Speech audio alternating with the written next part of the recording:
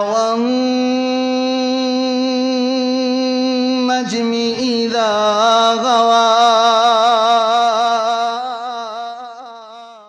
اما بعد فاعوذ باللہ من الشیطان الرجیم.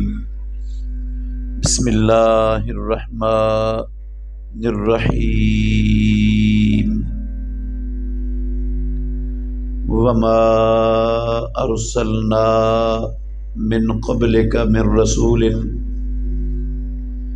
الا نوحی الیہ انہ لا الہ الا انا فاعبدون.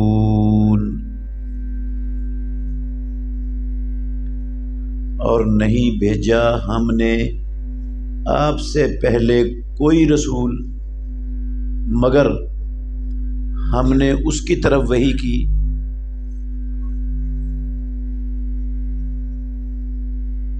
کہ میرے سوا کوئی عبادت کے لائق نہیں، پس تم میری ہی عبادت کرو.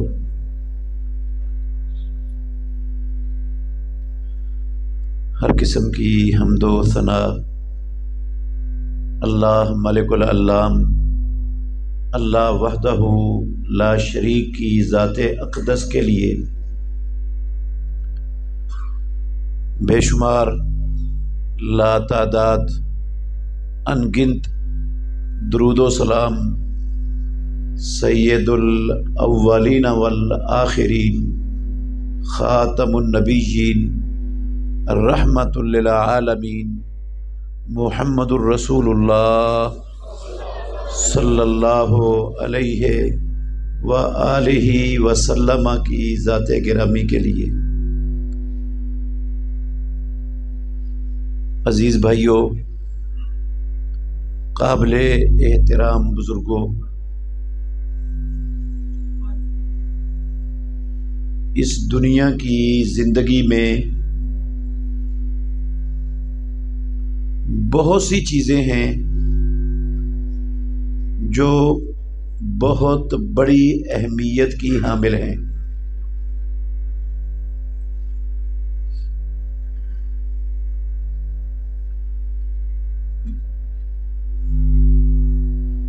ہم جو خوراک کھاتے ہیں، اگر یہ راشن خوراک انسان کو نہ میسر آئے تو وہ اپنی اس دنیا والی زندگی کو قائم اور باقی نہیں رکھ سکتا. غذا کی انسانی زندگی میں بہت بڑی اہمیت ہے، اس کے بغیر زندہ رہنا ہی ممکن نہیں کسی کا. لباس جو ہم نے پہنا ہوا ہے، اس کی اہمیت بھی اپنی جگہ پر مسلم ہے، کوئی نہیں انکار کر سکتا. اگر لباس نہ ہو تو ہم اپنے آپ کو سردی سے، گرمی سے بچا سکیں گے؟ ہم کسی کا سامنا کر سکیں گے؟ بہت بڑی اہمیت کا حامل ہے لباس یہ انسانی زندگی میں.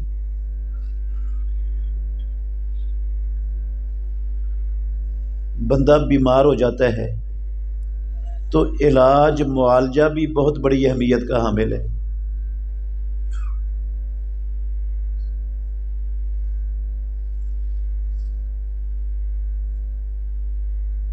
اللہ نہ کرے کسی کی بینائی ختم ہو رہی ہو،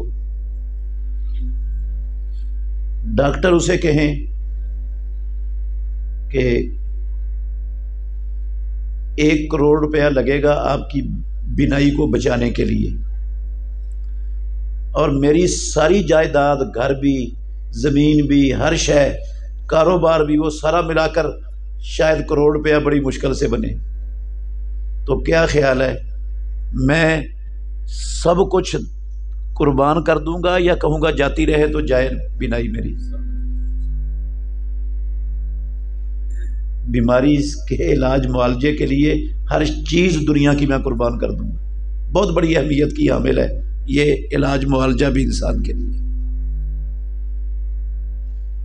میرے بھائیوں، یہ مال و دولت، اس کی بھی اہمیت کم نہیں ہے۔ یہ اللہ رب العالمین کا بہت بڑا فضل ہے جو پروردگار کسی کو عطا کرتا ہے۔ یاد ہے نا وہ حدیث آپ سب کو، فقراء مہاجرین صحابہ رسول اللہ صلی اللہ علیہ وسلم کے پاس آئے، کہنے لگے اللہ کے نبی، ذہب اہل الدثور بالاجور والدرجات العلی والنعیم المقیم، ہمارے معاشرے کے مالدار لوگ وہ اجروں کے ڈھیر بھی لے گئے، بلند درجے بھی جنتوں کے لے گئے، اور ساری نعمتیں سمیٹ کر لے گئے ہمیشہ رہنے والی۔ حالانکہ جیسے ہم نمازیں پڑھتے ہیں ویسے ہی وہ نمازیں پڑھتے، جیسے ہم روزے رکھتے ہیں ویسے ہی وہ روزے رکھتے، اس کے باوجود ان کو تو نے دولت دی ہوئی ہے، وہ اپنی دولت سے حج کرتے ہیں، عمرے کرتے ہیں، صدقہ کرتے ہیں، اللہ کی راہ میں جہاد کرتے ہیں، وہ تو سارا کچھ سمیٹ کے لے گئے، ہم تو محروم رہ گئے۔ ہمارے پاس ہوتی تو ہم بھی ویسے ہی خرچ کرتے۔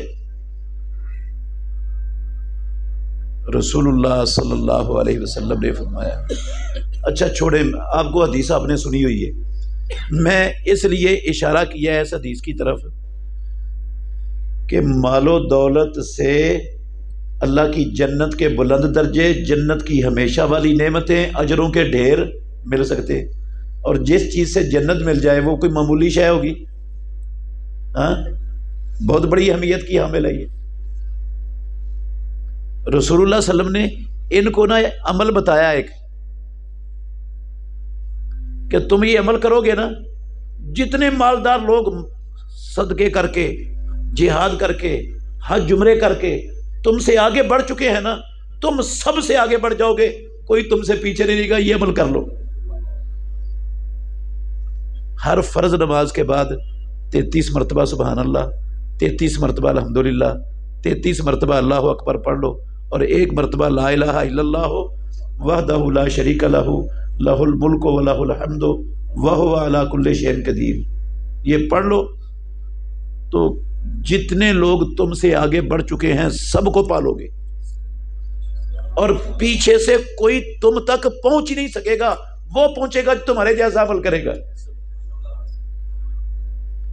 وہ خوش ہو کے چلے گئے فقراء، کچھ دن گزرے تو پھر آ گئے، کہنے لگے اللہ کے نبی، وہ ہمارے اغنیاء بھائیوں کو بھی پتہ چل گیا، انہوں نے بھی شروع کر دیا، وہ پھر آپ سے آگے، یہ کام انہوں نے بھی شروع کر دیے۔ آپ نے فرمایا ذالک فضل اللہ یؤتیہ من یشاء، یہ اللہ کا فضل ہے، وہ رب جسے چاہتا ہے اپنے فضل سے نوازتا ہے۔ چھوٹی اہمیت کی حامل تو نہیں ہے یہ دولت۔ میرے بھائیوں، اور بھی بے شمار چیزیں ہیں جو بڑی اہمیت کی حامل ہیں، جن کی اہمیت کا کوئی انکار نہیں کر سکتا، مگر ان سب سے زیادہ قیمتی، ان سب سے زیادہ اہمیت والی چیز دنیا میں وہ ہے کہ عبادت صرف اور صرف اللہ کی جائے۔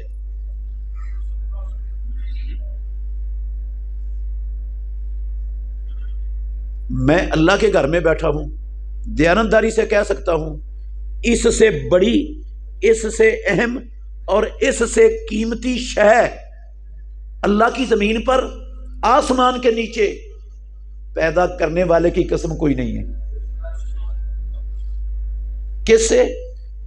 کہ اللہ کی عبادت میں کسی کو شریک نہ ٹھہرایا جائے، عبادت صرف اللہ کی جائے۔ سب سے بڑی قیمتی انسانوں کی زندگی میں یہ چیز ہے، اس سے قیمتی شے کوئی نہیں۔ میں 2-3 موٹی موٹی دلیلیں آپ کے سامنے رکھتا ہوں اس پر۔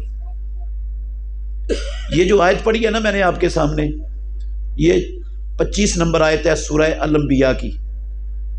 اللہ رب العالمین نے فرمایا اے محمد الرسول اللہ صلی اللہ علیہ وسلم، ہم نے آپ سے پہلے جتنے بھی نبی رسول اور پیغمبر دنیا میں بھیجے ان سب کے سب کو یہ وحی کی کہ لوگوں کو جا کر کیا بتاؤ، لا الہ الا انا، میرے سوا کوئی عبادت کے لائق نہیں ہے، فعبدون، تم صرف اور صرف میری ہی عبادت کرو۔ یہ وحی اللہ نے آدم علیہ الصلوۃ والسلام کو بھی کی، نوح علیہ الصلوۃ والسلام کو بھی کی، موسیٰ اور عیسیٰ علیہ الصلوۃ والسلام کو بھی کی۔ جتنے 1 لاکھ سے زیادہ کم و بیش پیغمبر رب نے بھیجے، کسی نبی کو اس وحی سے رب نے مستثنا نہیں کیا۔ سوچنے والی بات ہے کہ جس چیز کا حکم اللہ نے اپنے ہر نبی اور پیغمبر کو دیا وہ کوئی معمولی ہو سکتی ہے؟ اگر کوئی کم قیمت شے ہوتی تو اللہ ہر نبی کو وحی کرتا ہے اس بات کی۔ اور ہر نبی نے نبی ہونے کی حیثیت سے اپنی اپنی امتوں کے سامنے سب سے پہلا سبق جو پیش کیا، سب سے پہلا نبی ہونے کی حیثیت سے سب سے پہلا پیغام جو اپنی اپنی امتوں کو دیا وہ میرے محترم بھائیوں نماز کا نہیں تھا، روزے کا نہیں تھا، زکوٰۃ کا نہیں تھا، زنا ختم کرنے کا نہیں تھا، چوری چھوڑنے کا نہیں تھا، قتل و غارت سے توبہ کرنے کا نہیں تھا۔ کیا حکم تھا؟ سب سے پہلا ہر اللہ کے نبی اور پیغمبر نے نبی ہونے کی حیثیت سے اپنی امتوں کے پاس آ کر جو سب سے پہلی دعوت پیش کی وہ تھی یا قوم اعبدوا اللہ ما لکم من الہ غیرہ، اے میری قوم صرف اللہ کی عبادت کرو، اللہ کے سوا کوئی عبادت کے لائق نہیں ہے۔ سورہ شعراء پڑھ لیں آپ، سورہ شعراء کے اندر اللہ نے بڑے سارے نبیوں کی دعوت کا تذکرہ کیا۔ سورہ اعراف پڑھ لیں، سورہ اعراف میں بھی نبیوں کے نام لے لے کر اللہ نے بڑے سارے نبیوں کا نام لے کر کہا کہ ہم نے عاد کی طرف ان کے بھائی ہود کو بھیجا، ہم نے مدین کی طرف ان کے بھائی شعیب کو بھیجا، ہم نے سمود کی طرف ان کے بھائی صالح کو بھیجا، اور ہر ایک نبی نے آ کر کیا کہا، یا قوم اعبدوا اللہ ما لکم من الہ غیرہ، اے قوم اللہ کی عبادت کرو، اللہ کے سوا کوئی عبادت کے لائق۔ خاتم النبیین محمد الرسول اللہ صلی اللہ علیہ وسلم نے بھی سب سے پہلی دعوت اللہ کا نبی بننے کے بعد نبی ہونے کی حیثیت سے جو مکے والوں کو دی وہ کیا تھی؟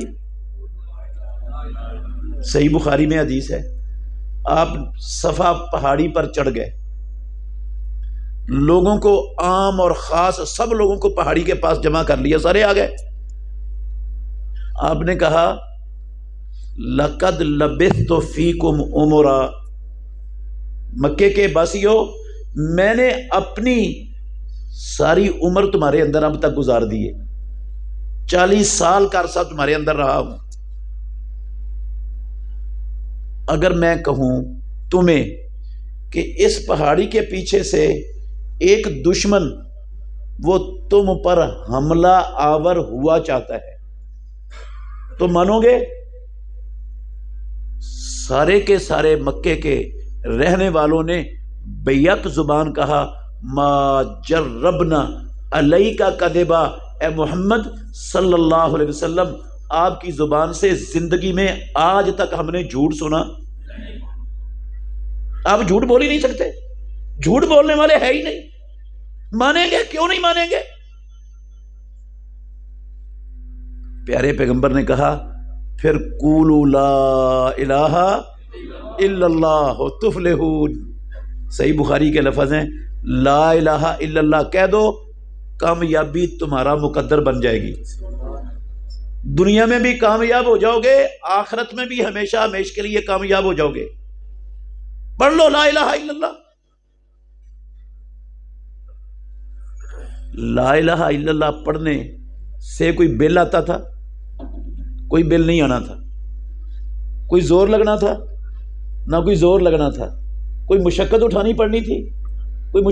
یار سارے عربی لوگ تھے، یہ عربی کا کلمہ تھا، ان کے لیے عربی بولنا، زبان سے ادا کرنا کون سی مشکل مسئلہ تھا؟ لیکن چونکہ وہ عربی تھے، وہ اس کا معنی، اور ہم اس کا معنی جانتے. اللہ کی قسم اٹھا کے کہتا ہوں، میں آپ کو بتا کے جاؤں گا، کچی بات نہیں کر کے جاؤں گا، سمجھا کے جاؤں گا.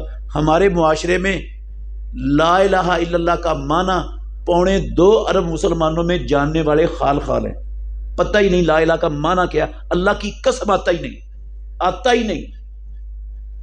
مسلمانوں کو، میں غیر مسلموں کی بات نہیں کر رہا، مسلمانوں کو لا الہ الا اللہ کا معنی آتا ہی نہیں ساری دنیا میں. میں بتاؤں گا نا مثالیں دے کر، انشاءاللہ آپ کو سمجھ آ جائے گی کہ میں نے مبالغہ نہیں کیا. ان کو معنی آتا تھا. سکا چچا اٹھا، ابو لہب، کہنے لگا تبن لکا یا محمد الہذا جماعتنا، اے محمد تیرے ہاتھ ٹوٹ جائیں، تو نے ہمیں یہ سبق پڑھانے کے لیے جمع کیا ادھر. ابھی ایک لمحہ پہلے وہ کہہ رہے تھے آپ کی زبان سے جھوٹ نہیں نکل سکتا، آپ سچے ہیں، آپ نے کبھی جھوٹ نہیں بولا، مانیں گے. اگر آپ کہو گے ایک لشکر تم پر حملہ آور ہوا چاہتا ہے، مانیں گے. لیکن جو ہی یہ کلمہ سنا، سکا چچا بھی اٹھا اور دوسرے سردار مکے کے چودھری وڈیرے سارے کھڑے ہو گئے. کیا کہنے لگے؟ قرآن میں رب نے ان کی بات کو نقل کیا، اجعل الآلہۃ الہا واحدا ان ھذا لشیء عجاب. اتنے مشکل کشا، اتنے حاجت روا، اتنے دستگیر، اتنے داتے، اتنے بندے پرور، اتنے غریب نواز، اتنے بگڑیاں بنانے والے، اتنے اولادیں دینے والے، اتنے تندرستیاں دینے والے، اتنے برکتیں دینے والے، یہ محمد نے سب کی نفی کر کے کہا صرف ایک ہی ذات ہے یہ سب کچھ کرنے والا. اجعل الآلہۃ الہا واحدا ان ھذا لشیء عجاب. محمد تو کوئی بہت بڑا عجوبہ لے کے آ گیا ہے. اور ساتھ ہی کہنے لگے انمشو وَاصْبِرُوا عَلَىٰ آلِهَتِكُمْ إِنَّ هَذَا لَشَيْءٌ يُرَادُ. اٹھ جاؤ محمد کی مجلس سے، مت سنو اس کی باتیں، یہ تم سے تمہارے باپ دادے کا دین چھڑانا چاہتا ہے. وَاصْبِرُوا عَلَىٰ آلِهَتِكُمْ، اپنے معبودوں کو، اپنے دستگیروں کو، داتاؤں کو مضبوطی سے تھام لو، کبھی نہ چھوڑنا محمد کے پیچھے لگ کر. اٹھ جاؤ یہاں سے. سارا خاندان دشمنی پر تل گیا، سارے سردار دشمنی پر تل گئے. محمد رسول اللہ صلی اللہ علیہ وسلم، اللہ کے نبی آگے آگے لا الہ الا اللہ کی دعوت دے رہے ہیں، پیچھے پیچھے یہ چچا تکذیب کر رہا ہے، جھٹلا رہا ہے. تو میں بیان کرنے کا مقصد صرف اتنا ہے کہ رسول اللہ صلی اللہ علیہ وسلم نے بھی جو سب سے پہلی دعوت پیش کی، وہ یہ نہیں کہا کہ نماز پڑھا کرو، مسجدیں بنا لو، روزے رکھا کرو، زکوٰۃ دیا کرو، تلاوت کیا کرو. قسم اللہ کی سب سے پہلی دعوت نبی ہونے کی حیثیت سے، نبی بننے کے بعد جو پیش کی قوم کے سامنے وہ تھی لا الہ الا اللہ پڑھ لو. رسول مکرم صحیح بخاری میں حدیث ہے، رسول اللہ صلی اللہ علیہ وسلم نے حضرت معاذ بن جبل رضی اللہ عنہ کو یمن کا گورنر بنا کر بھیجا. یمن جانے سے پہلے آپ نے جو وصیت کی نا معاذ کو، صحیح بخاری میں ہے یہ، آپ نے کہا یا معاذ انکا تاتی قوما اہل کتاب. اے معاذ تو ایسے علاقے میں جا رہا ہے جہاں اہل کتاب لوگ بستے ہیں، جہاں اہل کتاب کی اکثریت ہے، یہود و نصارہ کی. فل یکن اولا ما تدعوہم الیہ، تیری دعوت کا سب سے پہلا نقطہ کیا ہونا چاہیے؟ فل یکن اولا ما تدعو، سب سے پہلے جو دعوت پیش کرنی ہے، جو سبق پڑھانا ہے، جو سمجھانا ہے انہیں جا کر شہادت اللہ الہ الا اللہ و انی محمد الرسول اللہ. ان کو یہ سبق پڑھانا ہے کہ اللہ کے سوا کوئی عبادت کے لائق اور میں محمد اللہ کا رسول ہوں صلی اللہ علیہ وسلم. سارے نبی بھی اور انبیاء کے تیار کردہ دائی دعات دعوت دینے والے ان کو بھی تعلیم کیا دی رسول اللہ صلی اللہ علیہ وسلم نے.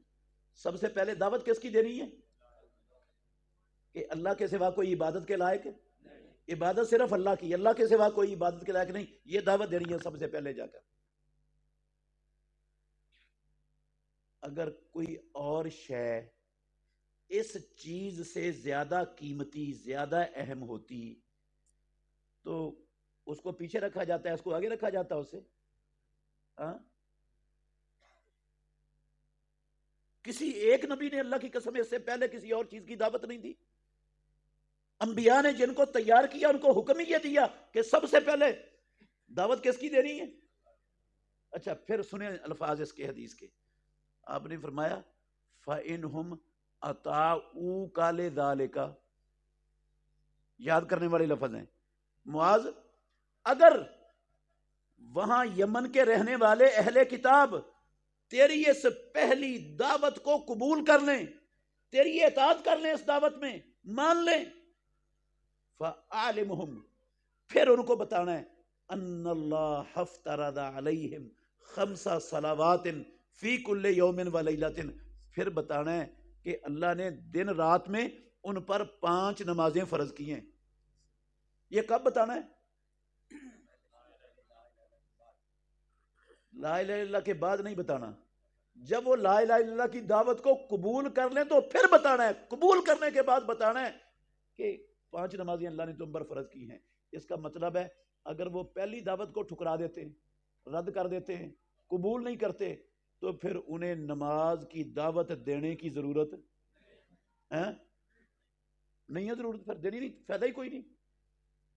کیونکہ اگر عقیدے میں, اور میرے محترم بھائیوں, اگر عقیدے میں شرک کی ملاوٹ ہے, پروردگار کی عبادت میں ایک ذرے کے برابر اس کی مخلوقات میں سے کسی کو ہم نے شریک بنا لیا, پیدا کرنے والے کی قسم ہے نہ نماز کام کی, نہ روزہ کام کا, نہ حج کام کا, نہ عمرہ کام کا, نہ جہاد کام کا, نہ تبلیغ کام کی, نہ مسجد کام کی, نہ مدرسہ کام کا, نہ کوئی نیکی ایک ذرے کے کروڑویں حصے کے برابر اس نیکی کا صلہ اجر رب العالمین کے پاس نہیں ہے. اس بندے کے لیے جس نے رب العالمین کی وحدانیت میں اس کی مخلوقات میں سے کسی کو شریک بنا دیا, سب کچھ برباد, سارا کچھ برباد. اللہ نے سورہ الانعام کے اندر 80 سے 84 نمبر تک آیتیں ہیں, 18 پیغمبروں کا نام لیا ہے, نبیوں کا, رسولوں کا. اللہ کی مخلوق میں, اولاد آدم میں, اللہ کی ساری مخلوقات میں انبیاء سے بڑا نہ کوئی ہوا ہے نہ کوئی ہو سکتا ہے. سب سے بڑے عزت والے عظمت والے اللہ کے نبی ہیں. ان سب سے مقرب معزز محترم 18 شخصیتوں کا نام رب نے قرآن میں لکھا ہے ان آیتوں میں, اور آخر میں کہا وَلَوْ أَشْرَكُوا لَحَبِطَ عَنْهُمْ مَا كَانُوا يَعْمَلُونَ. اگر یہ میرے نبی جن کے میں نے نام لیے ہیں یہ بھی میری عبادت میں میری مخلوقات میں سے کسی کو شریک بنائیں گے تو ان کی ساری زندگی کی نیکیاں برباد ہو جائیں گی.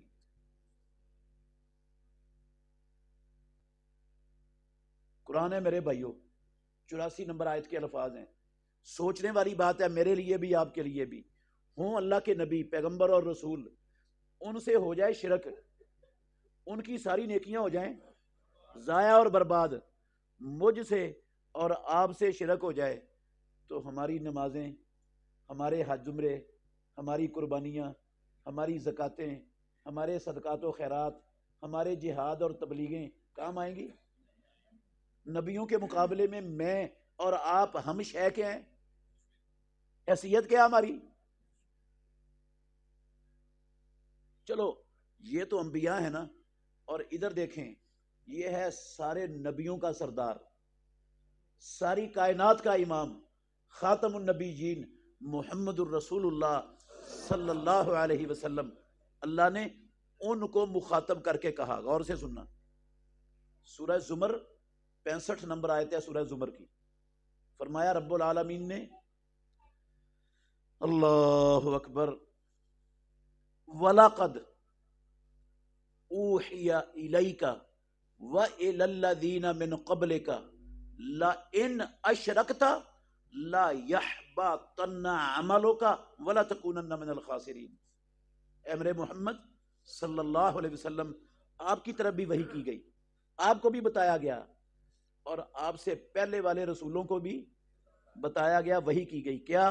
لَإِنْ أَشْرَكْتَ، البتہ اگر آپ سے شرک ہو گیا رب کی عبادت میں، آپ نے کسی کو اللہ کی عبادت میں شریک کر دیا، لا یحبطن، ضرور بضرور برباد ہو جائیں گے عملوں کا آپ کے سارے عمل، ولا تکونن، اور ضرور بضرور آپ ہو جاؤ گے من الخاسرین، خسارہ پانے والوں میں سے، نقصان اٹھانے والوں میں سے، اپنی محنتوں کو ضائع اور برباد کرنے والوں میں سے آپ شامل ہو جائیں گے اگر آپ سے بھی ہو گیا شرک۔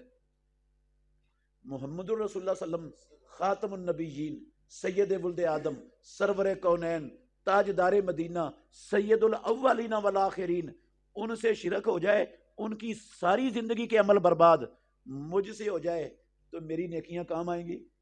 شے کیا ہوں میں؟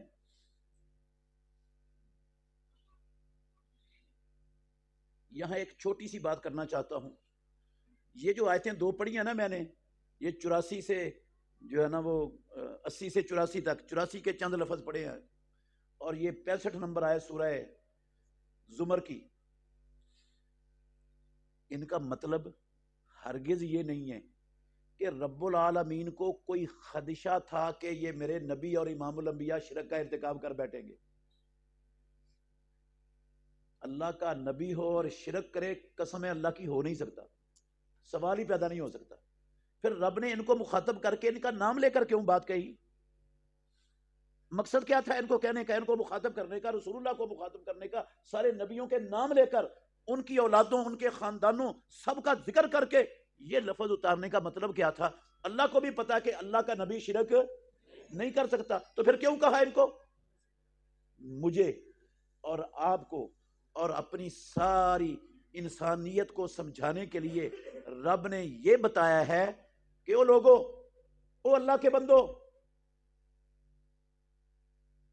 اللہ کی زمین پر، اللہ کے آسمان کے نیچے، ساری مخلوقات میں نبیوں سے بڑا کوئی نہیں ہو سکتا، جن سے بڑا کوئی نہیں ہو سکتا۔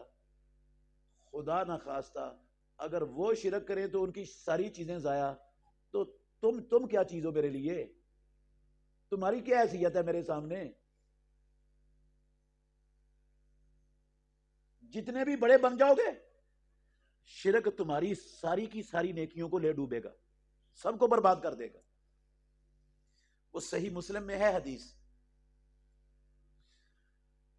ہماری ماں عائشہ صدیقہ طیبہ طاہرہ رضی اللہ تعالی عنہا، انہوں نے رسول اللہ صلی اللہ علیہ وسلم سے پوچھا، عبداللہ بن جدعان مر گیا ہے، عبداللہ بن جدعان مر گیا ہے، ہماری ماں پوچھتی ہیں رسول اللہ صلی اللہ علیہ وسلم سے، اور ہر سال حاجیوں کو مفت ستو پلایا کرتا تھا، مفت ستو پلایا کرتا تھا، اور کئی سو لوگوں کو لباس سوٹ مفت میں پہنا کر واپس بھیجا کرتا تھا۔ مکے کا بہت بڑا سیٹھ، بہت بڑا تاجر تھا، اور یہ خرچ کرتا تھا لوگوں کو ستو پلانے کے لیے اور ان کو لباس پہنانے کے لیے۔ لباس نہیں ہوتے تھے لوگوں کے پاس وہاں، چھوٹی سی نیکی ہے کیوں جی؟ بہت بڑی نیکی ہے، ہم اس نیکی کا اندازہ نہیں لگا سکتے کتنی بڑی نیکی ہے۔ آپ ایک ایک حدیث سے تھوڑا سا غور کریں.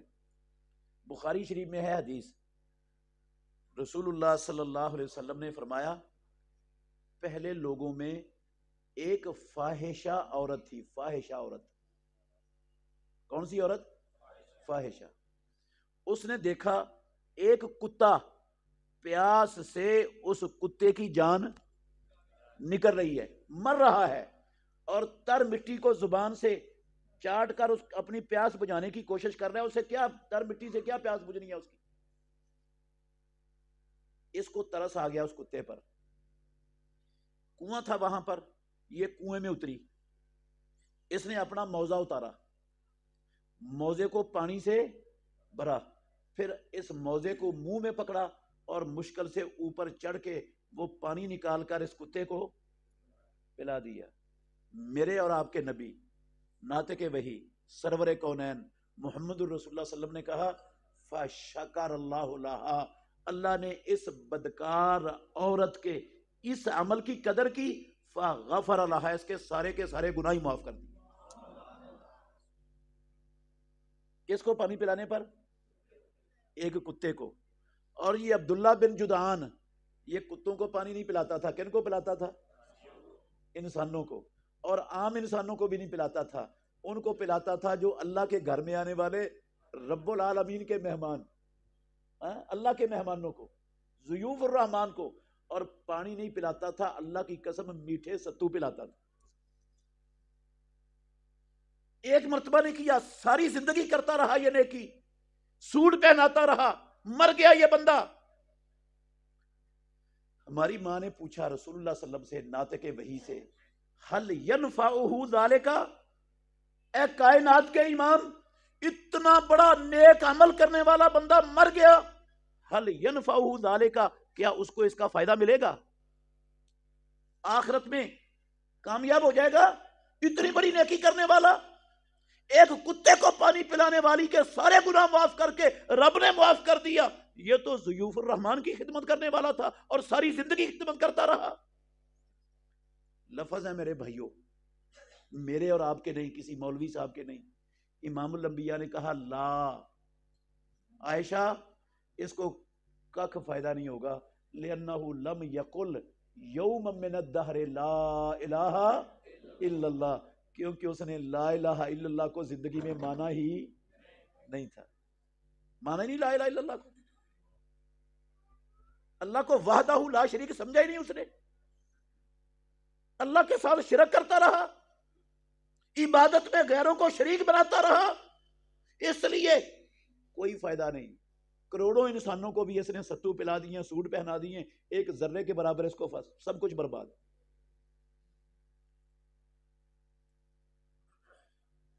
میرے بھائیوں، اگر میرا مال کوئی ڈاکو چھین کر لے جائیں، سارا مال ٹرک بھر کے گھر کا سامان بھی لے جائیں، مجھے بھوکا ننگا کر کے چھوڑ جائیں، میری نیکیاں برباد ہو جائیں گی؟ نہیں ہوں گی. اگر کوئی میری عزت لوٹ لے، کوئی چور میری عزت، نیکیاں بھی لوٹ جائیں گی.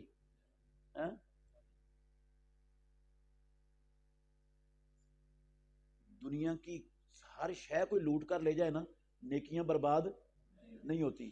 لیکن اگر کوئی عقیدہ لوٹ کے لے گیا نا، پیدا کرنے والے کی قسم ہے ہر شے ہی برباد، ساری نیکیوں پر پانی پھر جائے گا. چھوٹی سی معمولی اہمیت کی حامل ہے شے عقیدہ. ہر شے لٹ جائے، نقصان آخرت کا نہیں ہوتا. اللہ کی قسم عقیدہ لٹ جائے، دنیا بھی برباد، عقبہ بھی برباد. کوئی شے نہیں ہے ایسی جس کے لوٹنے سے نیکیاں برباد ہوتی ہوں. یہ اکیلی شے ہے جس کے لوٹنے سے نیکیاں ساری کی ساری پاری پھر جاتا ہے، اور جہنم واجب ہو جاتی ہے، اور جنت اللہ کی قسم حرام ہو جاتی ہے جس کی وجہ سے.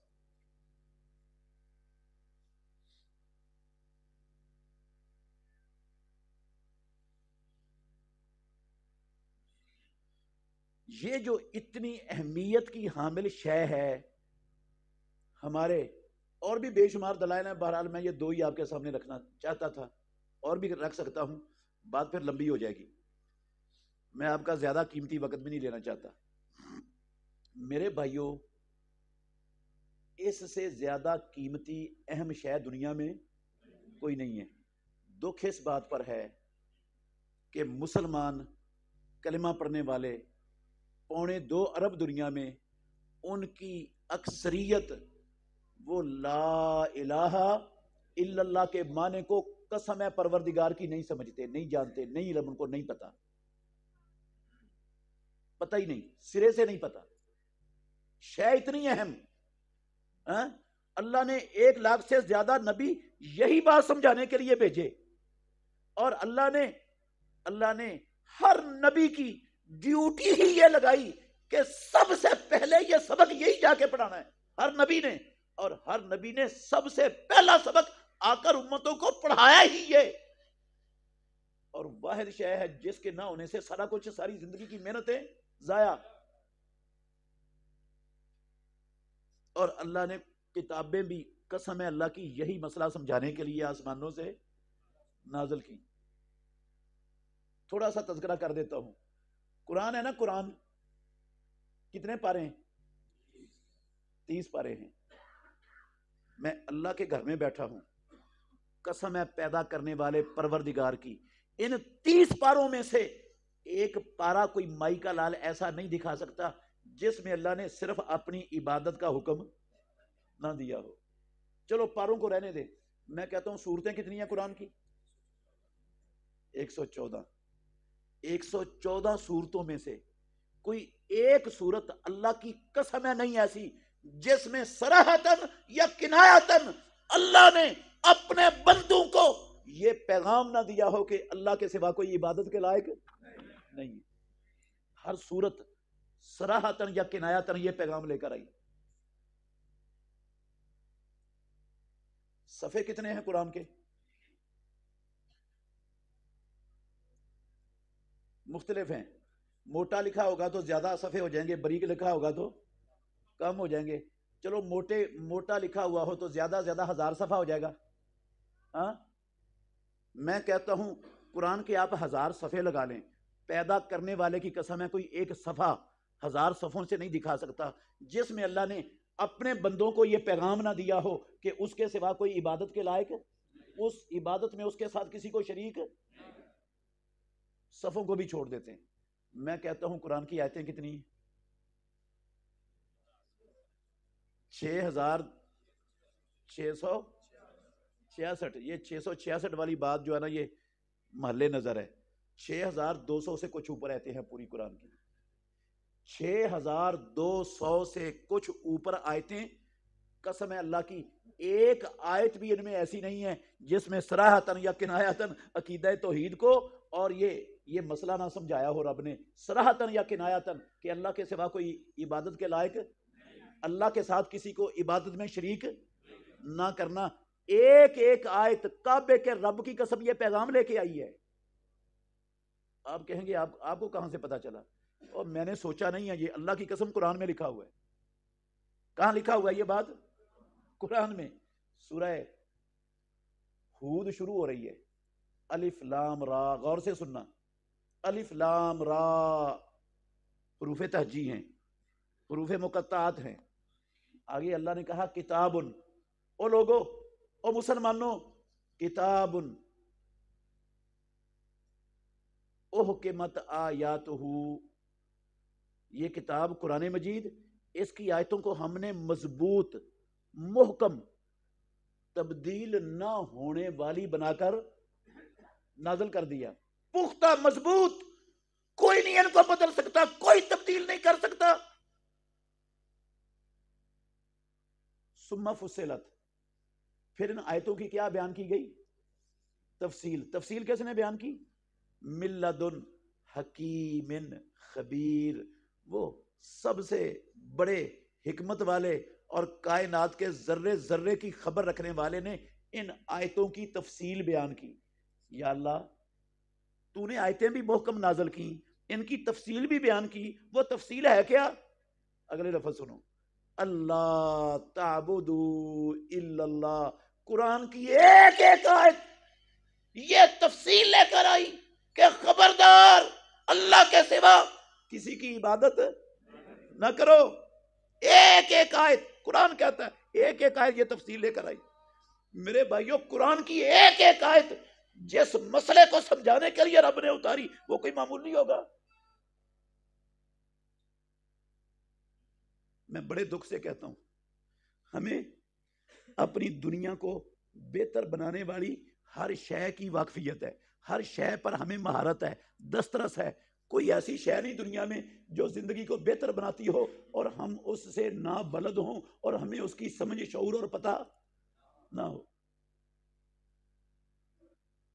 مشینری ہوتی ہے نا، مشینری کسی بھی طرح کی، کسی بھی جو ہے نا شعبے کی، اس مشینری کی چھوٹے سے لے کر بڑے سے بڑے پرزے تک ماہرین ہمارے معاشرے میں بے شمار موجود ہیں کہ نہیں؟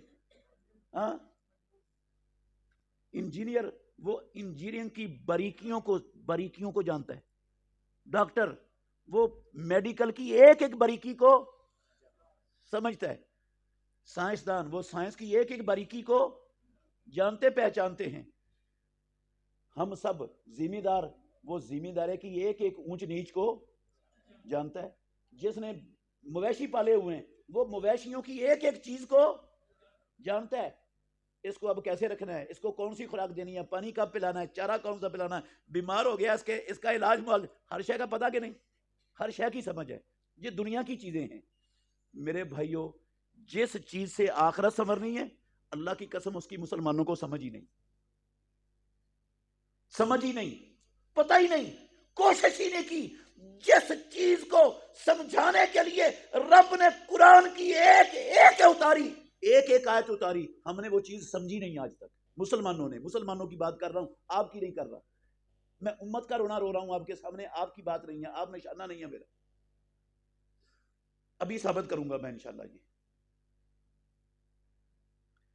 یہ عبادت صرف اللہ کی، اللہ کے سوا کوئی عبادت کے لائق نہیں، عبادت صرف اللہ کی۔ کیا مطلب ہے اس کا؟ اگر یاد کر لو گے نا یہ چند جملے، اللہ نفع بڑھا دے گا آپ کو دنیا میں بھی اور آخرت میں بھی انشاءاللہ۔ مطلب سمجھانے لگا ہوں، عبادت صرف اللہ کی، اللہ کے سوا کوئی عبادت کے لائق نہیں ہے۔ اس کا مطلب کیا ہے؟ اللہ اپنی ذات میں اکیلا، اللہ کی ذات میں اس کی مخلوقات میں سے کوئی شریک نہیں۔ اللہ اپنی صفات خصوصیات میں اکیلا، اس کی صفات اور خصوصیات میں کائنات میں سے کوئی بھی شریک نہیں۔ اللہ اپنے اختیارات میں اکیلا، رب کے اختیارات میں مخلوقات میں سے کوئی شریک نہیں۔ پروردگار اپنے حقوق میں اکیلا، رب کے حقوق میں مخلوقات میں سے کوئی شریک نہیں۔ یہ مطلب ہے عبادت صرف اللہ کی کا۔ اور مسلمانوں نے لا علمی کی بنا پر، نہ سمجھی کی بنا پر، نہ پڑھنے کی بنا پر، اللہ کی قسم اللہ کی ذات میں بھی شریک بنایا ہوا ہے، اللہ کی صفات میں بھی بنایا ہوا ہے، اللہ کے اختیارات میں بھی بنایا ہوا ہے، کعبے کے رب کی قسم ہے اللہ کے حقوق میں بھی شریک بنایا ہوا ہے۔ چاروں چیزیں جو عبادت صرف اللہ کی ہے نا، چاروں چیزوں کی دجیاں اڑا کے رکھ دی کلمہ پڑھنے والوں نے اپنے ہاتھوں سے، دجیاں اڑا کے رکھ دی اس بنیادی سب سے بڑی، سب سے قیمتی، سب سے اہم چیز کی دجیاں اڑا کے رکھ دی مسلمانوں نے۔ ابھی ایک ایک مثال دوں گا چاروں کی، آپ کو بات سمجھ آ جائے گی انشاءاللہ۔ میرے بھائیوں، اللہ کی ذات میں شرک کیسے ہوتا ہے؟ ہاں سنیں، اللہ کی ذات میں شرک کیسے ہوتا ہے؟ یہودی تھے نا، یہودی، انہوں نے کہا عزیر ابن اللہ، عزیر اللہ کا بیٹا ہے۔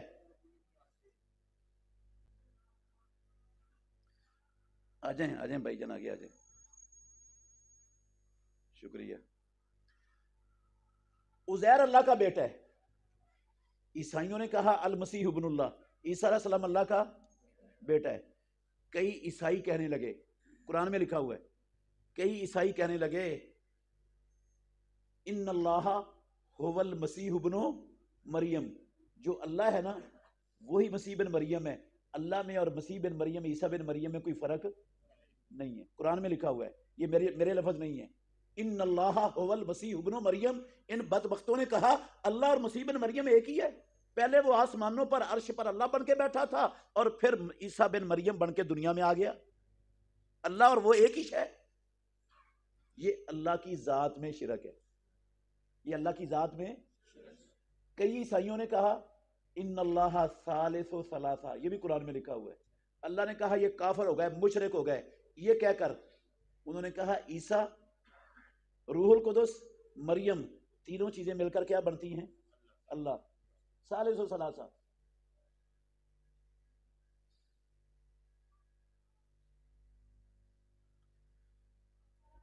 اللہ نے قرآن میں کہا قل هو اللہ احد اللہ الصمد لم یلد ولم یو. اے محمد الرسول اللہ اعلان کر دو دنیا والوں کو وہ اللہ ایک ہے. ایک اللہ کیا ہے؟ ایک ہے. وہ بے نیاز ہے. اس سے کوئی چیز نکلی، اس نے کسی کو جنم، اور اس کا کوئی مائی باپ نہیں ہے. مشرکین مکہ نے بھی ایسا ہی کام کیا. انہوں نے کہا فرشتے اللہ کی بیٹیاں ہیں. قرآن میں لکھا ہوا ہے فرشتے اللہ کی بیٹیاں ہیں. یہ اللہ کی ذات میں شرک ہے. اور وہی کام پیدا کرنے والے کی قسم ہے جو عیسائیوں نے کیا، جو یہودیوں نے کیا، جو مکے کے مشرکوں نے کیا. مسلمان اس کام سے ایک انچ بھی پیچھے نہیں رہے. مسلمان آج وہی کام کر رہے ہیں. آپ کہیں گے وہ کیسے؟ میں کسی پر تان کرنے کے لیے نہیں بیٹھا ہوں، میں مسئلہ سمجھانا چاہتا ہوں. نام بھی نہیں لوں گا کسی کا انشاءاللہ. نام لینا میرا مقصود نہیں ہے، مسئلہ سمجھانا چاہتا ہوں. لوگوں نے کہا نور من نور اللہ. نور من کائنات کے امام سید ولد آدم سرور کونین تاجدار مدینہ محمد صلی اللہ علیہ وسلم وہ اللہ کے نور سے پیدا ہوئے ہوئے نکلے ہوئے نور ہے. انہوں نے کہا ابن اللہ، انہوں نے کہا نور من نور اللہ. ابن اللہ میں اور نور من نور اللہ میں فرق ہے کوئی؟ ہاں؟ اللہ نے کہا لم یلد، میں نے کسی کو جنم، میرے اندر سے کوئی نکلا؟ کوئی نہیں نکلا. میرے پاس کتاب ہے، ادھر نہیں ہے، گھر میں ہے میرے مکتبے میں. اس کا جو خطبہ لکھا ہے نا بسم اللہ کے بعد، آپ کو پتہ ہے دینی کتابیں جو لکھی جاتی ہیں اس میں بسم اللہ کے بعد جس طرح میں نے خطبہ پڑھا چند لفظ شروع میں، وہ خطبہ لکھا ہوتا ہے. خطبے کے الفاظ سنیں ذرا. یہ کسی کچی پکی روٹی پڑے ہوئے بندے کا خطبہ نہیں ہے، نہ اس کی کتاب ہے. یہ اتھینٹک بندے کی کتاب ہے جس کو ساری دنیا جانتی ہے. اس نے لکھا الحمدللہ، بسم اللہ کے بعد سب تعریفیں اللہ کے لیے ہیں. اللہ جو نور السماوات، نور الارض، نور و فلان و نور و فلان و نور و فلان، کافی سارے نور کے الفاظ لکھ کر اللہ ہر شے کا نور ہے. پھر آگے کہتا ہے والصلاۃ والسلام علی نورک المنیر، اور درود و سلام ہو اے اللہ آپ کے روشن نور پر. الذی خلقتہ من نورک، یا اللہ جس کو تو نے اپنے نور سے پیدا کیا. اللہ کہتا ہے میں نے کسی کو پیدا نہیں کیا، یہ کہتا ہے نہیں تو نے اپنے نور سے پیدا کیا ہے. اب اللہ کی بات غلط، قرآن غلط، اور یہ بات سچ. ٹھیک ہے. وہ کہتے تھے عیسیٰ کو پیدا کیا ہے، وہ کہتے تھے عزیر کو پیدا کیا ہے، یہ کہتے ہیں محمد الرسول اللہ کو اپنے نور سے پیدا کیا ہے. فرق کیا ہے؟ وہ کافر ہو گیا، میں مومن رہ گیا. وہ کہتے تھے ان اللہ هو المسیح ابن مریم، اللہ ہی مسیح بن مریم ہے. اور ہم میں سے بہت سے لوگ ہیں، قسم ہے اللہ کی، جو کہتے ہیں وہی جو مستوی عرش تھا خدا ہو کر مدینے میں اتر پڑا مصطفیٰ ہو کر. ان اللہ هو المسیح ابن مریم. اور اس جملے میں کیا فرق ہے؟ مسلمانوں نے کیا ہے. کیوں کیا ہے؟ پیدا کرنے والے کی قسم ہے علم نہیں ہے، جانتے نہیں ہیں، شعور نہیں ہے، سمجھ نہیں ہے. لا الہ الا اللہ کو پوری زندگی سمجھنے کی کوشش ہی نہیں کی،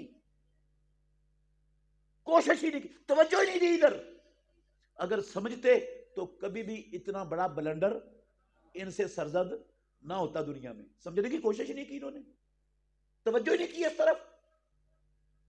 ہم نے سمجھا لا الہ صرف زبان سے ادا کرنے کے لیے یہ لفظ آئے ہیں، یہ سمجھنے کے لیے آئے نہیں دنیا میں، یہ زبان سے پڑھنے کے لیے آئے ہیں، بس پڑھ دیے ہم نے۔ اگر اس کو سمجھا ہوتا تو کبھی بھی یہ الفاظ اور یہ جملے مسلمان اپنی زبانوں سے ادا کرنے والے نہ ہوتے۔ پتہ ہی نہیں بیچاروں کو، علم ہی نہیں، سمجھایا ہی نہیں ان کو کسی نے، نہ انہوں نے سمجھنے کی کوشش کی۔ میرے بھائیوں،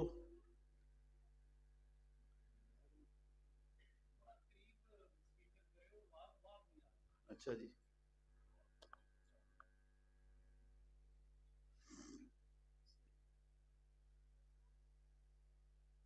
میں نے ایک کتاب میں پڑھا، وہ بھی کتاب میرے پاس ہے، انہوں نے لکھا چاچڑ وانگ مدینہ ڈسے تے کوٹ مٹھن بیت اللہ، ظاہر دے وچ پیر فریدن باطن دے وچ اللہ۔ ظاہر میں وہ پیر فرید ہے، لیکن پیر فرید نہیں، حقیقت میں کیا ہے وہ؟ یہ عیسائیوں نے اللہ کی ذات میں شرک کیا کہ اللہ کو تین چیزوں کا مجموعہ بنایا۔ عیسیٰ علیہ السلام کو اللہ کہا، عیسیٰ علیہ السلام کو اللہ کا بیٹا کہا، یہ اللہ کی ذات میں شرک ہوا۔ یہودیوں نے عزیر علیہ السلام کو اللہ کا بیٹا کہا، مشرکین مکہ نے فرشتوں کو اللہ کی بیٹیاں کہا، اور مسلمانوں نے محمد الرسول اللہ کو اللہ بھی کہا اور اللہ کے نور سے پیدا شدہ نور بھی کہا۔ صرف اگر اس پر رک جاتے نا تو سمجھ آتی تھی کہ یہودیوں عیسائیوں کو غلطی لگی کہ دنیا میں عیسیٰ علیہ السلام سے بڑا اس زمانے میں کوئی نہیں تھا، عزیر علیہ السلام سے بڑا ان کے زمانے میں کوئی نہیں تھا، اور محمد الرسول اللہ کی زندگی میں آپ سے بڑا۔ سمجھ آتی ہے کہ دنیا میں سب سے بڑے ان سے محبت میں غلطی ہو گئی، مبالغہ ہو گیا، یہ کر بیٹھے۔ لیکن میرے بھائیوں، پیر فرید کو اللہ قرار دے دیا مسلمانوں نے، کہ ظاہر میں وہ پیر فرید ہے، حقیقت میں پیر نہیں ہے، وہ اللہ ہے۔ میں کیسے مان جاؤں ان کو لا الہ الا اللہ کے معنی کا پتہ ہے؟ انہوں نے تو جانا ہی نہیں، کوشش ہی نہیں کی سمجھنے کی، سمجھا ہی نہیں۔ یہ تو لا الہ الا اللہ کی نفی ہے۔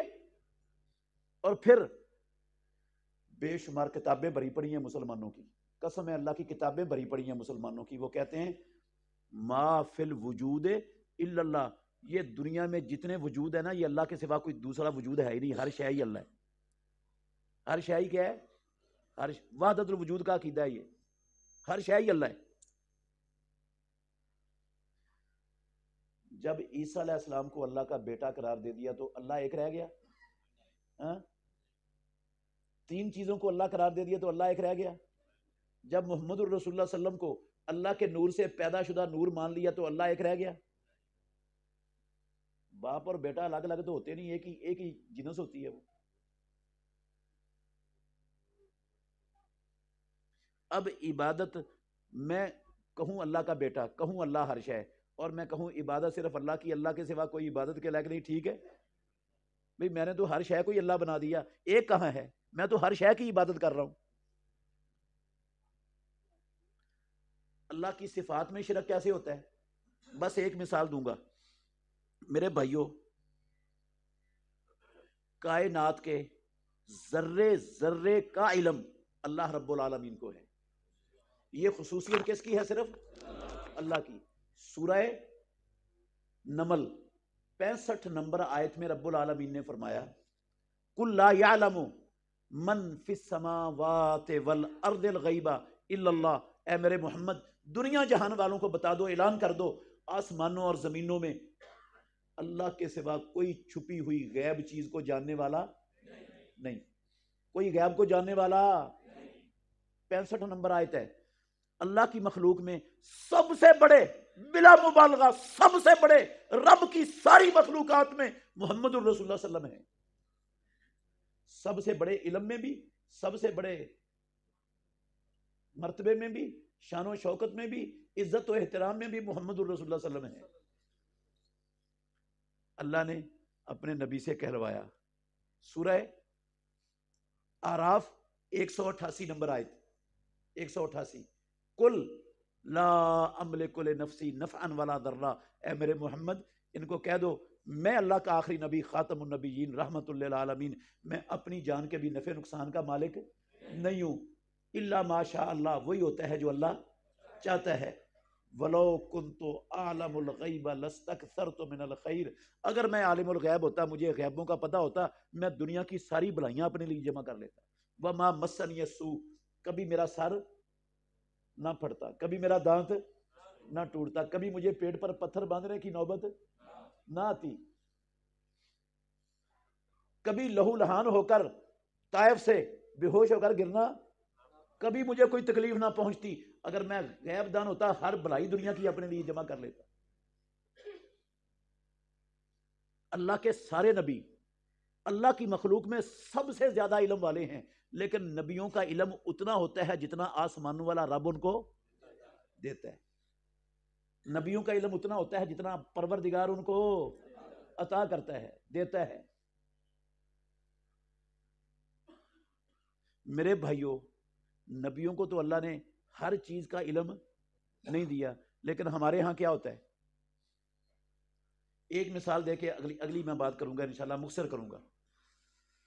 میں نے نا اللہ کے گھر میں بیٹھا ہوں، جھوٹ نہیں بولتا، اللہ کی قسم اپنی آنکھوں سے دیکھا، اپنے کانوں سے سنا۔ کراچی میں تھا میں، ایک بھائی کے بیٹھک میں، گھر میں رمضان کا مہینہ تھا، بیٹھک میں بیٹھا تھا، اس نے ایل سی ڈی لگی ہوئی تھی بڑی ساری اس کی بیٹھک میں نا، اس نے میری موجودگی میں بٹن دبا کے وہ ریموٹ کا اس کو چلا دیا۔ میرے گھر میں ٹی وی نہیں ہے، نہ مجھے دیکھنے کی ضرورت ہے، کبھی نہیں دیکھا تھا۔ لوگوں سے نا فون پر میں سنتا رہتا تھا اکثر کہ فلاں جگہ پر استخارہ کروایا جاتا ہے، وہ استخارہ کر کے بتاتے ہیں، لوگوں سے کسی سے استخارہ کروانے کی کیا شرعی حیثیت ہے، یہ میں سنتا تھا فون پر، مسئلے پوچھتے تھے لوگ کہ استخارہ کروانا چاہیے کسی سے۔ مجھے نہیں پتا تھا کہ کوئی لوگ ہمارے معاشرے میں استخارہ کروانے والے اڈے کھلے ہوئے ہیں اور لوگ بیٹھے استخارہ کر کے لوگوں کو بتا رہے ہیں، مجھے علم نہیں تھا، ٹیلی فون سے نا مسئلے سن کر مجھے پتا چلا۔ وہ جب اس نے بٹن دبایا نا، قدرتی طور پر اس کا وہ چینل کھلا جس پر استخارہ ہو رہا تھا، استخارے کا پروگرام ٹی وی پر چل رہا تھا۔ دو، اللہ کی قسم، دو مسنون چہرے والے لوگ بیٹھے تھے، مسنون چہرے والے دو بندے بیٹھے تھے، ٹیلی فون یہ جو پی ٹی سی ایل ہوتا ہے یہ سیٹ ان کے سامنے پڑا تھا، اور وہ چونکہ وہ درمیان میں کھلا تھا، بات کر رہے تھے۔ میں نے غور کیا، میرا شوق بڑا کہ میں دیکھوں، میں سنتا رہتا ہوں لوگوں سے، دیکھوں یہ ہوتا کیسے ہے استخارہ۔ ابھی آدھا منٹ بھی نہیں ہوا تھا، بٹن آن ہوئے، وہ ریسیور اپنا بیل بجی پی ٹی سی ایل کی، ایک شخص نے نا ان میں سے وہ ریسیور اٹھا کے کان کو لگایا، ایک مسلمان عورت آگے سے بول رہی ہے، کہتی ہے میں آپ کا پروگرام بڑے شوق سے سنتی ہوں، بڑا فائدہ ہوتا ہے، میرا نام فلانا ہے، میں سندھ کے ڈگری شہر کی رہنے والی ہوں، میں یہ پوچھنا چاہتی ہوں اس کا استخارہ کروانا چاہتی ہوں کہ ہم نے اپنی بچی کا رشتہ فلاں جگہ پر طے کیا ہے، ہمیں استخارہ کر کے یہ بتایا جائے کہ یہ رشتہ کامیاب ہوگا یا کامیاب نہیں ہوگا۔ یہ سوال کیا اس نے، میں حیران ہو گیا اس کے سوال پر، حیرانگی کی بات بھی تھی۔ اس نے کہا فوری طور پر، کہتا بی بی کوئی اور بات؟ اس نے کہا نہیں، بس ایک ہی پوچھنا ہے۔ اس نے ریسیور رکھ دیا، پھر اس نے اپنی بات شروع کی، ابھی آدھا منٹ پھر نہیں گزرا تھا، دوبارہ پھر بیل بجی، پھر اس نے ریسیور اٹھا کے کان کو لگایا، ایک مسلمان عورت بول رہی ہے، کہتی میں لاہور شہر سے بول رہی ہوں اور میرا نام فلانا ہے، اور میں یہ پوچھنا چاہتی ہوں کہ ہماری ایک عزیزہ ہے، اس کا اپنے میاں سے جھگڑا ہو گیا ہے، وہ ناراض ہو کے اپنے ماپوں کے گھر میں بیٹھی ہوئی ہے، ہمیں یہ بتاؤ کہ اس عزیزہ کی اس کے میاں کے ساتھ سلو ہوگی یا نہیں ہوگی. اس بندے نے اس بی بی سے بھی پوچھا بہن اور کوئی بات؟ اس نے کہا نہیں. اس نے پھر ریسیور رکھ دیا. میں اللہ کے گھر میں بیٹھا ہوں، قسم ہے مجھے پروردگار کی، میری تو برداشت سے باہر ہو گیا. کعبے کے رب کی قسم ہے میں نہیں برداشت کر سکا. میں نے اس بھائی کو کہا آپ کی بڑی مہربانی فوراً بند کر دو، میری برداشت سے باہر ہے، میں مزید نہیں اس کو سن سکتا. اس نے بند کر دیا. ممکن ہے اس نے بعد میں کیا جواب دیا، بعد میں جواب دیا ہوگا. میں استخارے کی حقیقت بھی آپ کو بتا دیتا ہوں ہوتی کیا ہے، لیکن بعد میں بتاتا ہوں. اب اس بندے نے ان کو یہی بتایا ہوگا نا کہ یہ رشتہ کامیاب ہوگا یا کامیاب نہیں ہوگا. کوئی ایک ہی جواب دینا تھا نا، یہ سلو ہوگی یا کوئی ایک ہی جواب دینا تھا نا ان کو. اس نے جواب دیا. ان خواتین نے وہ جواب سن کر اس پر یقین، یہ کوئی ڈرامہ تو نہیں ہو رہا تھا، ڈرامہ تھا یہ جو پروگرام چل رہا ہے، یہ ڈرامے سے سوال کیا انہوں نے نہیں، وہ جاننا چاہتی تھی، واقعتاً حقیقت تھی، ڈرامہ نہیں تھا. انہوں نے یقین کرنے کے لیے وہ اپنی طرف سے استخارہ کروا رہی ہیں، اور استخارہ اسلام میں درست ہے. اللہ کے نبی استخارے کی دعا صحابہ کو یاد کروایا کرتے تھے جس طرح صورتیں یاد کرواتے. انہوں نے تو سمجھا میں استخارہ کروا رہی ہوں اور استخارے کی اسلام میں گنجائش ہے. لیکن معاملہ کیا بنا، حقیقت کیا ہو گئی؟ جب انہوں نے اس بندے کی بات کو مان لیا، پیدا کرنے والے کی قسم ہے انہوں نے اس کو رب بنا دیا. کیا بنا دیا؟ اس مولوی کو کیا بنا دیا؟ قسم اللہ کی رب بنا دیا. کیسے رب بنا دیا؟ بھائی یہ رشتہ کامیاب ہوگا یا نہیں ہوگا، یہ سلو ہوگی یا نہیں ہوگی، پیدا کرنے والے کی قسم ہے، یہ اللہ کی صفت ہے، یہ رب کی خصوصیت ہے. اللہ نے یہ علم دنیا میں اپنے نبیوں میں سے بھی کسی نبی کو عطا، امام الانبیاء محمد الرسول اللہ کو بھی عطا کعبے کے رب کی قسم نہیں کیا، نہیں کیا. حوالہ دوں ایک، سن لو. امام الانبیاء کی پھپھی زاد بہن سیدہ زینب بنت جہش رضی اللہ عنہا، پیارے پیغمبر نے نکاح کر دیا ان کا کس کے ساتھ؟ اپنے آزاد کردہ غلام زید بن حارثہ سے. زید بن، یہ لڑکی کس کی؟ اولاد آدم میں سب سے اونچے خاندان کی چشم و چراغ شہزادی. اور نکاح کس کے ساتھ کر رہے ہیں اللہ کے نبی؟ ایک آزاد کردہ غلام کے ساتھ جو بکتا بکاتا ہے. رسول اللہ صلی اللہ علیہ وسلم نے اس کو آزاد کر دیا، نہ کوئی خاندان نہ کوئی برادری، اس کے ساتھ نکاح. 1 سال نہیں گزرا، 1 سال نہیں گزرا طلاق ہو گئی، رشتہ کامیاب نہیں ہوا. دیانتداری سے بتانا، اللہ کے نبی کو استخارہ کرنا آتا تھا کہ نہیں؟ اگر یہ استخارے سے معلوم ہو سکتا ہوتا کہ یہ رشتہ کامیاب ہوگا یا نہیں ہوگا تو اللہ کے نبی کرتے کہ نہ کرتے؟ ہاں، ناطق وحی سے بڑا کوئی علم والا پیدا ہوا دنیا میں؟ ان کا کیا ہوا رشتہ تو کامیاب نہیں ہوا، وہ تو سال سے پہلے ٹوٹ گیا، سال بھی پورا نہیں ہوا. اللہ کے نبی بڑے پریشان ہوئے اس پر، قسم ہے اللہ کی بڑے پریشان ہوئے. پریشانی اس بات کی تھی. آپ یہ سورہ احزاب ہے نا، اس کے پہلے والی آیتیں پڑھ لیں، آپ کو سمجھ آ جائے گی تفصیل سے. میں ساری تفصیل نہیں بتا سکتا، بات لمبی ہو جائے گی، اشارہ کر رہا ہوں. پریشان اس بات پر تھے کہ محمد الرسول اللہ صلی اللہ علیہ وسلم نے زید کو اپنا منہ بنایا بیٹا قرار دیا ہوا تھا، منہ بنایا. اور بیٹے کی جو بیوی ہوتی ہے وہ کیا ہوتی ہے؟ بہو. اور جس طرح بیٹیاں حرام ہوتی ہیں نا، بندہ بیٹی سے نکاح نہیں کر سکتا، بہن سے نکاح نہیں کر سکتا، ماں سے نہیں کر سکتا، خالہ سے نہیں کر سکتا، پھوپھی سے نہیں کر سکتا، اسی طرح بہو سے بھی نکاح سسر کا کبھی زندگی میں نہیں ہو سکتا، وہ حرام ہو جاتی ہے ہمیشہ کے لیے. جاہلیت میں بھی یہ تصور چلتا تھا، جاہلیت میں بھی یہ تصور چلتا تھا، موجود تھا. وہ بھی منہ بنائے بیٹے کی بیوی کو بھی حقیقی بہو کی طرح سمجھتے تھے. آسمانوں والا رب اس رسم کو دنیا میں ختم کرنا چاہتا تھا. اللہ نے آسمانوں پر فیصلہ کر لیا کہ زینب کا نکاح ہونا ہے کیسے؟ امام الانبیاء سے. طلاق ادھر سے ہو گئی. پہلے اللہ نے وحی کے ذریعے بتا دیا کہ آپ نے اسے نکاح کرنا ہے اس کی عدت پوری ہونے کے. اب اللہ کے نبی پریشان ہو گئے، میں نکاح کروں گا، پہلے تھوڑے پراپیگنڈے میرے خلاف ہو رہا ہے دنیا میں، طوفان بدتمیزی مچا ہوا ہے پراپیگنڈوں کا، اسلام دشمنوں کا، تو یہ تو ان کو ایک اور پراپیگنڈے کا ذریعہ مل جائے گا، وہ تو خاک اڑا دیں گے میری عزت کی، کہ اپنی بہو پر عاشق ہو گیا، اپنی بہو سے نکاح کر لیا محمد الرسول اللہ نے، یہ نبی ہے۔ قسم ہے اللہ کی، اللہ کے نبی پریشان تھے، ڈر رہے تھے۔ اللہ نے کہا یا ایھا النبی اتق اللہ ولا تطع الکافرین، اے نبی کافروں سے ڈرنے کی بات نہیں، اللہ سے ڈرو، اللہ سے ڈرو، ان سے ڈرنے کی بات نہیں ہے۔ نبی اگر یہ جاہلیت کی رسم نہ توڑتے، کعبے کے رب کی قسم یہ قیامت تک ٹوٹ سکتی نہیں تھی، کوئی توڑ ہی نہیں سکتا تھا اسے، اس لیے اللہ نے نبی کے ذریعے یہ رسم توڑوانی تھی۔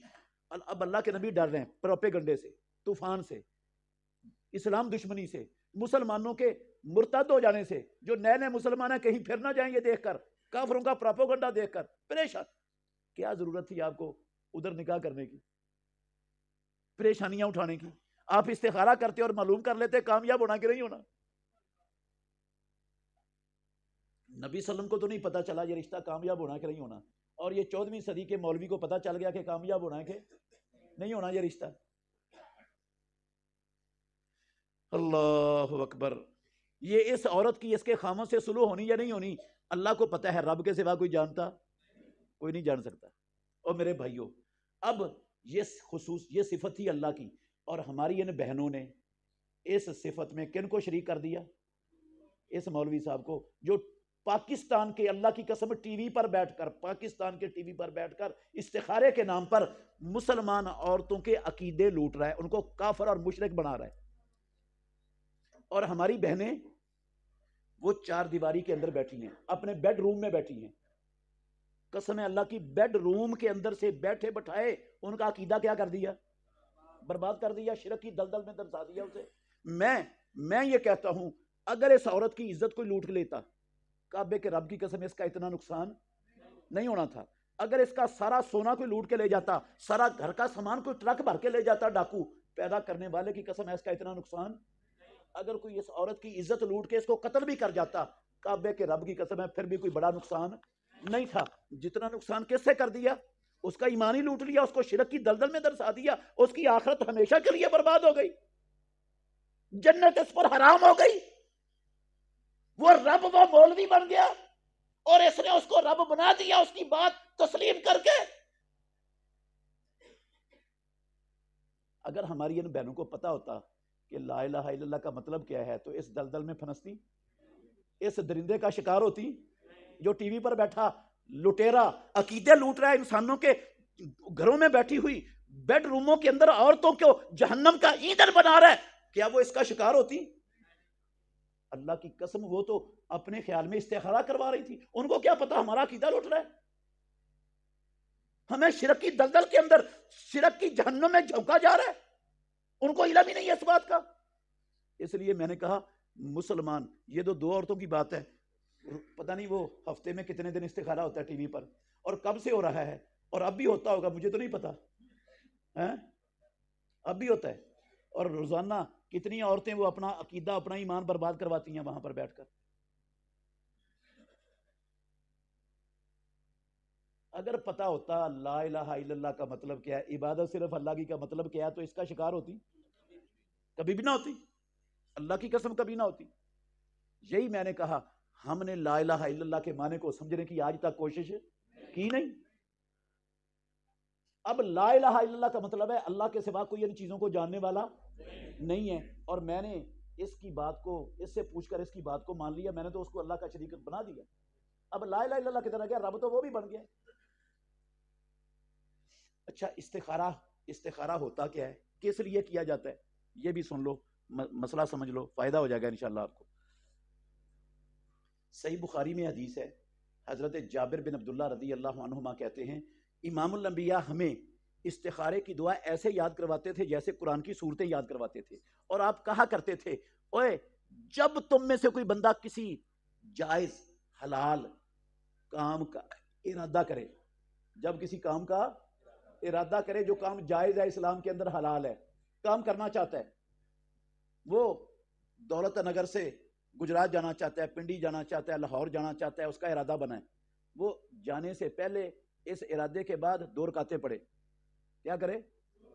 2 رکعتیں پڑھے. نفلوں فرضوں کے علاوہ ہوں وہ 2 رکعتیں، پیارے پیغمبر نے فرمایا کیا ہوں؟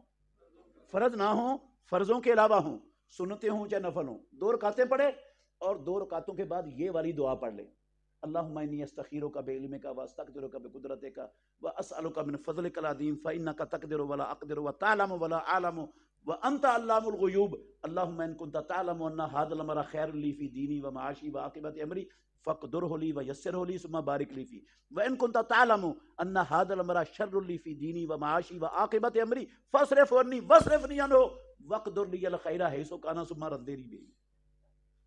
زبانی نہیں نہ آتی، کتاب پر دیکھ کر بھی پڑھنی جائز ہے.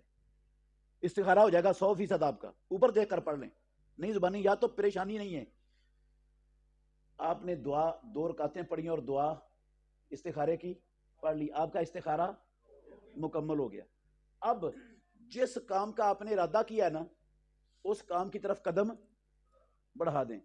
اگر وہ کام آپ کے دین کے لیے، آپ کی دنیا کے لیے، آپ کی آخرت کے لیے بہتر ہوگا نا، اللہ آسانیاں پیدا کر دے گا، رکاوٹیں ساری ہٹا دے گا، وہ کام ہو جائے گا. اور اگر وہ کام آپ کی دنیا کے لیے، آپ کی دین کے لیے، آپ کی آخرت کے لیے بہتر نہیں ہوگا، آپ نے قدم بڑھا دیا، کرنا بھی چاہیں گے تو آسمانوں والے رب کی طرف سے کوئی نہ کوئی رکاوٹ آ جائے گی، وہ آپ کا کرنا کوشش کے باوجود آپ اس کو کر نہیں پائیں گے، اللہ کوئی نہ کوئی رکاوٹ ڈال دے گا اس میں. یہ ہے استخارے کی ساری حقیقت. آپ نے اپنی بچی کا رشتہ دیکھنے جانا ہے، آپ کو پتا چلا کہ فلاں جگہ پر رشتہ ہے، فلاں خاندان میں، آپ بچی کا رشتہ دیکھنے کے لیے جانا چاہتے ہیں، تو آپ 2 رکعتیں پڑھیں اپنے گھر میں اور یہ دعا پڑھ کر چلے جائیں، استخارہ ہو گیا. اب وہ رشتہ آپ کی بچی کے لیے، اس کے دین کے لیے، اس کی دنیا کے لیے، اس کی آخرت کے لیے بہتر ہوگا تو اللہ آسانیاں پیدا کر دے گا، رشتہ ہو جائے گا. اگر بہتر نہیں ہوگا تو اللہ کی طرف سے کوئی نہ کوئی رکاوٹ آئے گی اور رشتہ نہیں ہو سکے گا. یہ ہے استخارہ. آپ نے فیصلہ کیا ہے میں نے فلاں چیز کی دکان ڈالنی ہے یہاں پر، آپ دکان ڈالنے سے پہلے 2 رکعتیں پڑھیں اور دعا پڑھ لیں، استخارہ آپ کا ہو گیا. اگر پھر دکان ڈالنے کے لیے کوشش شروع کر دیں، اگر وہ آپ کے دین دنیا آخرت کے لیے بہتر ہوگی، آسانیاں پیدا ہو جائے گی، نہیں ہوگی تو اللہ کی طرف سے کوئی نہ کوئی رکاوٹ آ جائے گی، آپ کا وہ کام ہوگا ہی نہیں. یہ ہے استخارہ. غیب چیزوں کو معلوم کرنے کے لیے، مستقبل کے حالات جاننے کے لیے، غیب کو جاننے کے لیے اللہ کی قسم استخارہ ہوتا ہی نہیں. یہ رب کے سوا کوئی جانتا ہے ہی نہیں، کوئی جان سکتا ہی نہیں، رب نے اس کا کوئی ذریعہ اتارا ہی نہیں. اگر ہم کسی کو یہ جاننے والا کہیں گے تو اس کو رب کا شریک بنا دیں گے، اور رب کا شریک بنا دیا تو عبادت صرف رب کی نہیں رہے گی، وہ بھی رب بن جائے گا، عبادت ساتھ اس کی بھی ہونی شروع ہو جائے گی. تیسری مثال سنیں، میں نے کہا اللہ کی ذات میں شرک، سمجھ آیا کیسے ہوتا ہے؟ اللہ کی صفات میں شرک، ایک مثال دیا، سمجھ آیا کیسے ہوتا ہے؟ اللہ کے اختیارات میں شرک کیسے ہوتا ہے؟ سنو، ایک موٹی سی مثال ہے. کسی چیز کو حلال کرنا اور حرام کرنا یہ اختیار ہے صرف اللہ کا. قسم ہے پروردگار کی، اللہ نے اپنے سوا چیزوں کی حلال اور حرمت کا اختیار کسی کو نہیں، اللہ نے نہیں دیا کسی کو. انبیاء کو بھی، خاتم النبیین، رحمت للعالمین، سید الکونین محمد الرسول اللہ کو بھی حلال و حرام کا اختیار اللہ نے. یاد ہے نا آپ کو؟ سورہ تحریم شروع سے پڑھ لینا. قسم اٹھا لی کچھ بیویوں کے کہنے پر کہ آج کے بعد شہد نہیں پیوں گا، آسمانوں والے رب نے قرآن نازل کر دیا، یا ایھا النبی لما تحرم ما احل اللہ لک تبتغی مرضات ازواجک. اے محمد صلی اللہ علیہ وسلم، آپ نے کیوں حرام کیا اس شہد کو جس کو اللہ نے آپ کے لیے حلال کیا؟ آپ کون ہوتے ہو حرام کرنے والے رب کی حلال کردہ چیز کو؟ قد فرض اللہ لکم تحلۃ ایمانکم، اللہ نے آپ پر فرض کر دیا، توڑو قسم اپنی. اور جو قسم اٹھائی ہے شاید نہیں کھانا کھاؤ، توڑو قسم اپنی. قرآن ہے میرے بھائیو. محمد الرسول اللہ کو بھی اللہ کی حلال کردہ چیز کو حرام کرنے کا اختیار نہیں. یہ اختیار کس کا ہے؟ اللہ کا. اور ہم نے کن کو دیا ہے؟ ناراض نہیں ہونا. ہم نے ہر ایرے گہرے نتھو پھتو خیرے کو یہ اختیار دے دیا. حتیٰ کہ ہم نے پارلیمنٹ کو بھی یہ اختیار دے دیا کہ نہیں. پارلیمنٹرین کون ہیں؟ جن کو ایک صفحہ قرآن کا پڑھنا، جو اللہ کی قسم قل ہو اللہ بھی پوری زبانی یاد ان کو نہیں، قل ہو اللہ نہیں سنا سکتے وزیر ہو کر. یہ پارلیمنٹرین اس طرح کے لوگ ہوتے ہیں. پیدا کرنے والے کی قسم میں نے اپنے کانوں سے سنا. ایک وفاقی وزیر، نام نہیں مانوں گا کسی کا کیونکہ میں کسی کی عزت اچھالنے کے لیے نہیں آیا. ایک وفاقی وزیر، اللہ کی قسم، اس نے ایک مجلس میں کہا میں اس قرآن کی قسم اٹھاتا ہوں جس کے رب نے 40 پارے بنائے ہیں. اس بدبخت کو وزیر تعلیم ہے وفاقی، یہ نہیں پتا کہ قرآن کے 30 پارے ہوتے ہیں یا 40 ہوتے ہیں. ان کو اختیار دے دیا حلال و حرام کا. آپ کہیں گے کہاں اختیار دیا ہم نے؟ سنو میرے بھائیو، ایک مثال دوں گا صرف. آسمانوں والے رب نے اپنے بندوں پر سود حرام کیا ہے. اپنے بندوں پر کیا کیا ہے؟ اللہ نے بھی حرام کیا، رسول اللہ نے بھی حرام کیا ہے. اور چھوٹا سا حرام نہیں ہے، یہ ان حراموں میں سے ایک ہے جو انسانوں کی دنیا اور آخرت دونوں کا ستیہ ناش کرنے والے بڑے بڑے گناہ ہیں. اللہ کی قسم ان میں سے ایک کیا ہے؟ سود ہے. اور یہ اللہ اور اللہ کے رسول کے خلاف جنگ ہے. اللہ اور اللہ کے رسول کے خلاف جنگ ہے. ناطق وحی نے کہا سرور کونین نے 1 درہم سود کا 36 مرتبہ بدکاری کرنے سے بدتر ہے. ایک بندہ 36 مرتبہ کسی عورت سے منہ کالا کرتا ہے. پیدا کرنے والے کی قسم رسول اللہ کے لفظوں کا ترجمہ کر رہا ہوں، وہ اتنا بڑا مجرم نہیں ہے جتنا بڑا سود کا 1 درہم لینے اور دینے والا مجرم ہے رب کے. اتنا بڑا جرم اللہ نے حرام کیا. محمد الرسول اللہ صلی اللہ علیہ وسلم منا میں تھے حجت الوداع کے موقع پر. اللہ نے آیتیں اتاری، آپ نے کیا سارا سود آج کے بعد ختم. 1 ٹیڑی پیسہ نہ کسی کا لینا نہ کسی کو، سب ختم ہو گیا. ہماری پاکستان میں وفاقی شرعی عدالت نے یہ 1999 میں فیصلہ جاری کر دیا کہ سود کو اللہ اور اللہ کے رسول نے حرام کیا. یہ پاکستان لا الہ الا اللہ محمد الرسول اللہ کے نام پر بنا ہوا مسلمانوں کا ملک ہے. اسلام مسلمانوں کو سودی لین دین کی اجازت نہیں دیتے. لہٰذا ہم فیصلہ دیتے ہیں وفاقی شرعی عدالت کے سارے متفقہ ججوں کا، سب کا متفقہ فیصلہ کہ 2 سال کے اندر اندر پاکستان سے سارا سود ختم کر دو، سودی سسٹم بند کر دو، ختم کر دو. یہ فیصلہ کس کا تھا؟ وفاقی شرعی عدالت کا، پاکستان کی وفاقی شرعی عدالت کا. اس وقت کا وزیر اعظم جو نہ ہندو تھا، نہ سکھ تھا، نہ یہودی تھا، نہ عیسائی تھا، نہ کمیونسٹ تھا، نہ بدھ مت تھا، ماشاءاللہ کلمہ پڑھنے والا مسلمان تھا. وہ اٹھا، اس نے جا کر سپریم کورٹ میں ریٹ دائر کر دی. اس بات پر ریٹ یہ دائر کی کہ اس فیصلے کے خلاف ہمیں سٹے دیا جائے، کیونکہ اگر ہم سود کو ختم کرتے ہیں تو پاکستان سود کے بغیر چل نہیں سکتا. ہمارے ماشاءاللہ سب سے قابل احترام عدالت سپریم کورٹ، اس کے محترم ججوں نے سٹے دے دیا. اللہ نے حرام کیا، انہوں نے کہا حرام نہیں ہے، چلے گا، یہ چلے گا، حلال ہے. اور ہم سب نے اس کو کیا کر لیا؟ مان لیا. تو رب کس کی عبادت کس کی ہو رہی ہے؟ یہ سود خور کس کی عبادت کر رہے ہیں؟ اللہ کی کہاں کر رہے ہیں؟ یہ تو پارلیمنٹ کی عبادت ہو رہی ہے، وزیر اعظم کی عبادت ہو رہی ہے. اس نے سود حلال کیا ہے، سودی کاروبار کر رہے ہیں، سارے معاملات سود کے اندر جکڑے ہوئے ہیں. ہمارے بچوں کو ہم نے بینکوں کے اندر سود کے، یہ اللہ اور اللہ کے رسول کے خلاف محاذ جنگ میں وہاں اپنے بچوں کو، اپنے بھائیوں بیٹوں کو وہاں ہم نے نوکریاں دلوائی ہوئی ہیں، جو 24 گھنٹے رب کے خلاف اور رسول کے خلاف محاذ جنگ میں کھڑے ہیں. بینکوں سے ہم نے قرضے اٹھائے ہوئے ہیں اپنی تجارتیں کرنے کے لیے، سود دیتے ہیں بینکوں کو، پیسے رکھے ہوئے ہیں بینک میں زائد اور ان سے سود لے کر استعمال کر رہے ہیں. کسی نے قومی بچت میں پیسے رکھے ہوئے ہیں اور منافع کے نام پر سود کھا رہا ہے، اپنی اولادوں کو کھلا رہا ہے. مسلمان کر رہے ہیں یار. رب کا مانا، رب کا حکم مانا ہے، کس کا مانا ہے؟ پارلیمنٹ کا.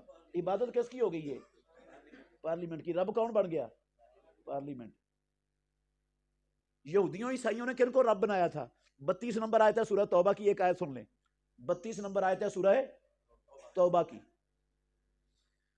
اللہ نے کہا اتخذوا احبارہم و رہبانہم اربابا من دون اللہ. اہل کتاب نے اپنے مولویوں کو اور اپنے درویشوں کو اللہ کے سوا رب بنا لیا. یہودیوں عیسائیوں نے اپنے مولویوں درویشوں کو اللہ کے سوا کیا بنا لیا؟ کون کہتا ہے؟ اللہ کہتے ہیں رب بنا لیا. رب. عدی بن حاتم عیسائیت چھوڑ کر آئے تھے, عیسائیوں کے عالم تھے, چھوڑ کر مسلمان ہوئے تھے. آیت سنی رسول اللہ صلی اللہ علیہ وسلم سے, ترمذی میں حدیث ہے, رسول اللہ صلی اللہ علیہ وسلم سے آیت سنی, نہیں سمجھ آئی عدی بن حاتم رضی اللہ عنہ کو. کہنے لگے اللہ کے نبی انہوں نے رب تو نہیں بنایا تھا اپنے مولویوں اور درویشوں کو, یا یہ لفظ بولے ربی کو شک ہے, یا یہ کہا میں بھی تو عیسائی رہ کے آیا ہوں, ہم نے تو مولویوں درویشوں کو رب نہیں اور اللہ کہتا ہے رب بنا لیا. ہم یہ تو بات سمجھ سے باہر ہے, ہم تو رب مانتے ہی نہیں تھے ان کو, نہ رب بناتے تھے. سنو میرے بھائیو الفاظ رسول اللہ کے, ناطق وحی کی زبان سے نکلے ہوئے سچے 100% سچے لفظ. پیارے پیغمبر نے کہا عدی جو کچھ یہ مولوی اور درویش ان لوگوں کے لیے حلال کرتے تھے اللہ نے حرام کیا ہوتا تھا, کیا یہ اس کو حلال نہیں سمجھ لیتے تھے؟ انہوں نے کہا اللہ کے نبی ایسا تو تھا, جس چیز کو اللہ نے حلال کیا ہے مولوی صاحب حرام کر دیتے تھے, یہ اس کو حرام نہیں سمجھتے تھے؟ انہوں نے کہا ایسا تو تھا. ناطق وحی سرور کونین الصادق المصدوق نے کہا تل کا عبادتہم عدی, اسی کا نام ہے ان کی عبادت کرنا. جو اختیار رب کا تھا وہ ان کو دینا ہے, ان کی کیا کرنا ہے؟ عبادت کرنا ہے. اور رب کا اختیار ان کو دینا ہے, ان کو کیا بنانا ہے؟ رب. قرآن غلط کہتا ہے نا, نبی بھی غلط کہہ رہے ہیں. عبادت کا کیا مطلب ہے؟ اللہ کا اختیار کسی کو دے دو تو اس کی کیا ہو گئی؟ رب کی خصوصیت کسی کو دے دو تو اس کی کیا ہو گئی؟ عبادت. رب کی ذات میں کوئی شریک کر دو تو اس کی کیا ہو گئی ساتھ؟ عبادت. اور وہ کیا بن گیا؟ رب. اور جو اللہ کے سوا کسی کی عبادت کرے, رب کے سوا کسی کو رب بنائے, اس کا ایمان باقی بچے گا؟ وہ لا الہ الا اللہ محمد الرسول اللہ کو سمجھتا ہے؟ کعبے کے رب کی قسم نہیں سمجھتے مسلمان, نہیں سمجھتے, پتہ ہی نہیں ان کو, غور ہی نہیں کیا کبھی لا الہ کے معنی پر. آخری مثال دے رہا ہوں. اللہ کی ذات میں شرک, صفات میں شرک, اختیارات میں شرک, حقوق میں شرک. حقوق میں شرک کی ایک مثال سن لیں. دین بنانا اللہ کا حق ہے, صرف دین بنانا کس کا حق ہے؟ اللہ نے یہ حق انبیاء علیہ الصلوۃ والسلام کو, حتیٰ کہ خاتم النبیین کو بھی دین بنانے کا اختیار نہیں دیا. قرآن میں اللہ نے کہا لو تقول علینا بعض الاقاویل لاخذنا منہ بالیمین ثم لقطعنا منہ الوتین. او لوگو, او قرآن پڑھنے والوں مسلمانوں, سنو کان کھول کر, اگر میرے محمد صلی اللہ علیہ وسلم اپنے پاس سے کوئی بات بنا کے ہمارے ذمہ لگا دیتے, ہم نے اس پر نازل نہ کی ہوتی, اور کہتے یہ بھی اللہ کا دین ہے. بات ہماری نہ ہوتی, بات اپنی ہوتی, اور اس کو کہتے یہ بھی اللہ کا دین ہے. ہم محمد الرسول اللہ کی شاہ رگ کاٹ دیتے, رگے زندگی کاٹ دیتے.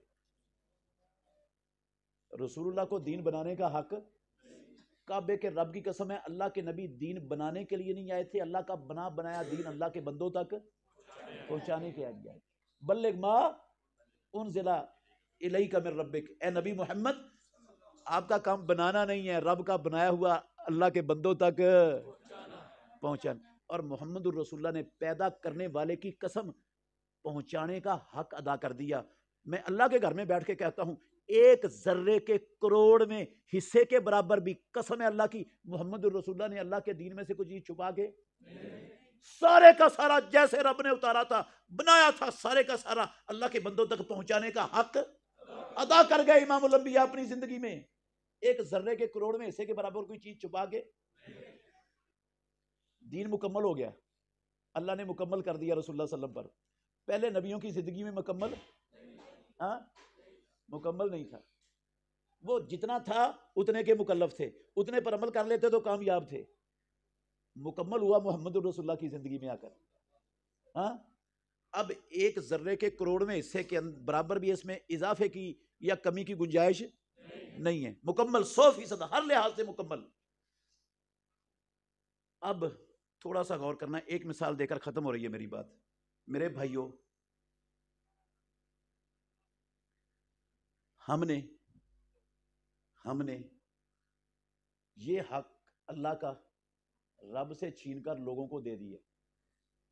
یہ حق رب کا چھین کر لوگوں کو دے دی ہے. کیسے؟ ایک مثال صرف دوں گا موٹی سی. آسمانوں والے رب نے اس مکمل اسلام کے اندر کوئی درود اتارا کہ نہیں اتارا؟ ہاں اتارا ہے، موجود ہے درود اسلام میں، درود کے ساتھ پورا ہے اسلام۔ اب ہم نے لوگوں نے بنائے درود، یہ درود تاج ہے، یہ درود لکھی ہے، یہ درود ماہی ہے، یہ درود مقدس ہے، یہ درود تنجینا ہے، یہ درود کروڑی ہے، پتہ نہیں کیا کیا 7100 درود اللہ کی قسم لوگوں نے بنا لیے، اور ہم سب نے وہ پڑھنے شروع کر دیے، ہم سب نے پڑھنے کیا کیا یہ پڑھ کر ہم نے کیا کیا؟ جس نے بنایا تھا اس کو رب کا درجہ دے دیا، رب بنا لیا، اس کو رب بنا لیا۔ بنانا کس کا کام تھا؟ اللہ کا، اور اس نے بھی بنایا، ہم نے اس کو تسلیم کر لیا، مان لیا، سر آنکھوں پر رکھ لیا، پڑھنا شروع کر دیا، اس کا مطلب ہے ہم نے اس کو رب۔ جب وہ بھی رب بن گیا تو عبادت صرف رب کی رہی، لا الہ الا اللہ کدھر گیا؟ کدھر گیا لا الہ الا اللہ؟ لا الہ الا اللہ کی تو دھجیاں اڑا کے رکھ دی ہم نے، کیوں اڑائی دھجیاں؟ ہمیں لا الہ کے معنی کی سمجھ ہے ہی نہیں، پتہ ہی نہیں بیچاروں کو۔ میں یہ نہیں کہتا یہ مسلمانوں نے جان بوجھ کے کیا ہے، جان بوجھ کے نہیں کیا، اللہ کی قسم انہوں نے سمجھنے کی کوشش نہیں کی، ان کو پتہ ہی نہیں لا الہ الا اللہ کا مطلب کیا ہے، عبادت صرف اللہ کی ہوتی کیا ہے، اور اللہ کے سوا کوئی عبادت کے لائق نہیں ہے، اس کا مطلب کیا ہے یہ جانتے نہیں بیچارے، ان کو کسی نے سمجھایا ہی نہیں صحیح معنوں میں، ان کو پتہ ہی نہیں، خود انہوں نے پڑھنے کی کوشش ہی نہیں کی۔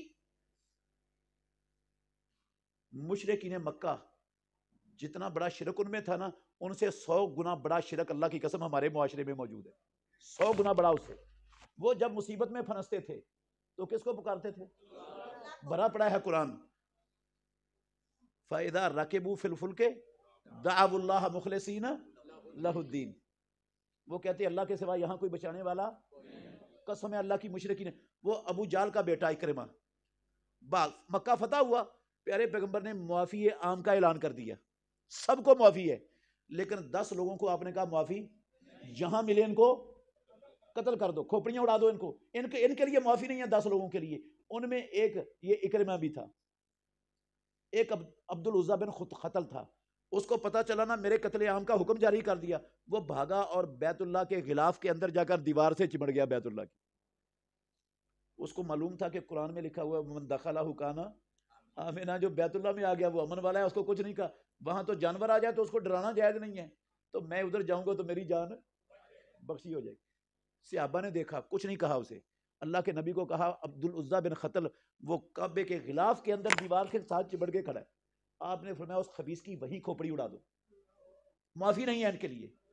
ان میں وہی قتل کر دیا گیا، اس کو توہین کرتا تھا محمد الرسول اللہ کی، بکواس کرتا تھا مسلمان خواتین کے خلاف، اللہ کے نبی کے خلاف لمبی لمبی بکواس کرتا تھا یہ عبد العزیٰ بن خطل۔ اس لیے اللہ کے نبی نے کہا جہاں ملے اس کو پھڑکا دو۔ یہ بھاگا، اکرمہ بھاگا، جدے سے نا یمن جانے کے لیے کشتی پر سوار ہو گیا، اور اس کشتی میں مشرکین مکہ کے کئی بڑے بڑے کھڑپینچ جنہوں نے ساری زندگی نبی کی دشمنی کی، وہ بابے بھی بھاگ کر گئے، وہ بھی اس کشتی میں سوار ہیں۔ اللہ کا کرنا ایسا ہوا کشتی بھنور میں پھنس گئی، کشتی بھنور میں، وہ سارے بابے، یہ نوجوان تھا اکرمہ، سارے بابے کہنے لگے یہاں اللہ کے سوا کوئی نہیں بچا سکتا، یہاں اللہ کے سوا کوئی بچا نہیں سکتا۔ اس کے دماغ میں چوٹ لگی، اس نے کہا محمد صلی اللہ علیہ وسلم بھی تو یہی دعوت دیتے ہیں، پھر ان کی بھی تو یہی دعوت ہے، تو میں تو ساری زندگی کس وجہ سے اس کی دشمنی کرتا رہا؟ یہ سارے بابے اب کہہ رہے ہیں اللہ کے سوا یہاں کوئی نہیں بچا سکتا، یہاں رب کو پکارنا پڑے گا۔ اس نے تہیہ کر لیا اگر میں بچ گیا، آج پتہ نہیں بچنا کہ نہیں بچنا، اگر بچ گیا اپنا ہاتھ محمد الرسول اللہ کے ہاتھ میں جا کے دے دوں گا، وہ قتل کرے جو مرضی کرے۔ اللہ نے بچا لیا، واپس چلا گیا آگے جانے کی بجائے، اللہ کے نبی کے سامنے پیش ہو گیا، کلمہ پڑا، مسلمان ہو گیا، ایسا زبردست مسلمان ہوا۔ اس کے بعد اللہ کی قسم کوئی جنگ ایسی تھی نہیں جس کے اندر شریک نہ ہوا ہو، اور جامع شہادت نوش کر کے رب کی جنتوں کا وارث بن گیا۔ ہمارے ہاں جب کشتی بھنور میں پھنستی ہے نا تو ہم کیا کہتے ہیں؟ بہاؤ الحق بیڑا تک ہیں، یا معین الدین چشتی پار لگا دے میری کشتی۔ میں نے اللہ کی قسم، میرے پاس کتاب موجود ہے، پیدا کرنے والے کی قسم، نام نہیں لوں گا میں کسی کا، اس کتاب میں لکھا ہوا ہے ایک شخص بمبئی سے حج کے لیے جا رہا تھا، جدے کشتی پر سوار ہو کر بمبئی سے سوار ہوا، اس کی آگ بوٹ کشتی ایک بھمر میں پھنس گئی، بھمر میں پھنس گئی۔ تو جب اس کو یقین آ گیا نا کہ اب ڈوبنے کے سوا کوئی رستہ نہیں ہے، اس نے فوری طور پر اپنے پیر روشن ضمیر کی طرف خیال کیا اور کہنے لگا اس سے مشکل امداد کا وقت اور کون سا ہو سکتا ہے۔ بس یہ کہنے کی دیر تھی کہ کشتی بھمر سے نکل گئی اور وہ صحیح سلامت جدہ پہنچ گیا۔ ادھر وہ حضرت صاحب جس کو اس نے مدد کے لیے پکارا تھا وہ اپنے حجرہ مبارک میں بیٹھے ہوئے ہیں اور اپنے مرید سے کہتے ہیں ذرا میری کمر دباؤ، نہایت درد ہو رہی ہے۔ اس نے کمر دباتے دباتے قمیض اٹھایا نا تو کھال اتری ہوئی ہے اور اکثر جگہ سے کمر چھلی ہوئی ہے۔ اس نے پوچھا حضرت جی آپ تو کہیں گئے بھی نہیں، یہ آپ کی کھال اتری ہوئی ہے، ادھر سے چھلی ہوئی ہے۔ اس نے کہا نہیں کچھ نہیں ہوا۔ وہ ڈھیٹ تھا پوچھنے والا، اس نے کہا نہیں کچھ تو ہوا ہے، بتائیں آپ۔ کہتا آپ کا ایک پیر بھائی، اس کی آگ بوٹ وہاں پھنسی ہوئی تھی، اس نے مدد کو پکارا، میں کندھا دے کے اس کو کنارے پر لگا کے آیا ہوں، اس سے میری کمر چھیل گئی ہوگی۔ اللہ کی قسم میرے پاس کتاب موجود ہے، ہندوؤں یہودیوں کی نہیں، مسلمانوں کی۔ اس میں لکھا ہوا ہے ایک بندہ اپنے پیر سے ملاقات کرنے کے لیے جا رہا تھا، گھوڑے پر جا رہا تھا، رستے میں دلدل پڑتی تھی، رستے میں کیا پڑتی تھی؟ دلدل پڑتی تھی۔ جب وہ دلدل پر پہنچا گھوڑا اس کے اندر دھنس گیا، اس نے بڑا زور لگایا، گھوڑا نہیں نکلا۔ اس نے اپنے اس پیر کو آواز دی، مدد کے لیے پکارا، تو گھوڑا فوراً باہر نکل گیا اور وہ پیر صاحب کے حجرے میں پہنچ گیا۔ وہاں جب پہنچا نا، سلام لیا جا کر، تو پیر صاحب نے اس طرف دروازے کی طرف دیکھ کر کہا لوگ ہمیں تنگ کرتے ہیں، لوگ ہمیں، یہ کہہ کر انہوں نے اپنی کمر سے قمیض اٹھایا تو گھوڑے کے چاروں پاؤں گارے سمیت ان کی کمر پر لگے ہوئے تھے۔ یہ ہندوؤں کا عقیدہ، کعبے کے رب کی قسم نہیں سنا رہا، مسلمانوں کا، یہ کمپیوٹر دور کی کتابیں میں ان کے اندر سے سنا رہا ہوں، یہ کوئی پرانے زمانے کی نہیں ہے، کمپیوٹر دور کی۔ مشرکین مکہ ان سے کروڑ گنا اچھے تھے، وہ تو مصیبت میں ان کو اللہ یاد آتا تھا، ان کو مصیبت میں بھی اللہ یاد نہیں آتا۔ تو میرے بھائیوں، دنیا میں رب کی زمین پر آسمان کے نیچے پیدا کرنے والے کی قسم ہے، عقیدہ توحید سے قیمتی اور اہم شے کوئی نہیں۔ اگر یہ نہیں ہے نا، ذرہ برابر شرک آ گیا میرے عقیدے میں، پیدا کرنے والے کی قسم ہے جنت حرام ہے اور ہمیشہ کے لیے جہنم کا ایندھن ہے۔ رب ہر شے معاف کر دے گا، رب نے شرک کبھی معاف نہیں کرنا۔ اگر بغیر توبہ کے مر گیا نا، توبہ کر لی تو معافی ہے، مرنے سے پہلے توبہ کر لی تو شرک بھی کیا ہو جائے گا، ساری زندگی کا شرک معاف ہو جائے گا پکی سچی توبہ سے۔ توبہ کے بغیر مر گیا، جنت ہمیشہ کے لیے حرام اور جہنم ہمیشہ کے لیے واجب۔ اور ہر شے رب معاف کر سکتا ہے، شرک رب نے کبھی معاف نہیں کرنا، رب نے قرآن میں فیصلہ لکھ دیے۔ اس لیے میرے بھائیوں کوشش کیا کریں ہم خود بھی لا الہ الا اللہ کے مطلب کو سمجھیں، اپنی اولادوں کو بھی سمجھائیں، اپنے گھر کے افراد کو، رشتہ داروں کو بھی کیا کریں، سمجھائیں۔ اللہ مجھے اور آپ کو سمجھنے کی، عمل کرنے کی توفیق دے، زندہ رکھے تو عقیدہ توحید پر، اسلام پر، اسلام کے لیے زندہ رکھے، اور جب موت آئے تو پروردگار ہم سب کو مقتل کے میدان میں مقبول شہادت کی موت نصیب فرمائے۔ والنجم إذا غوى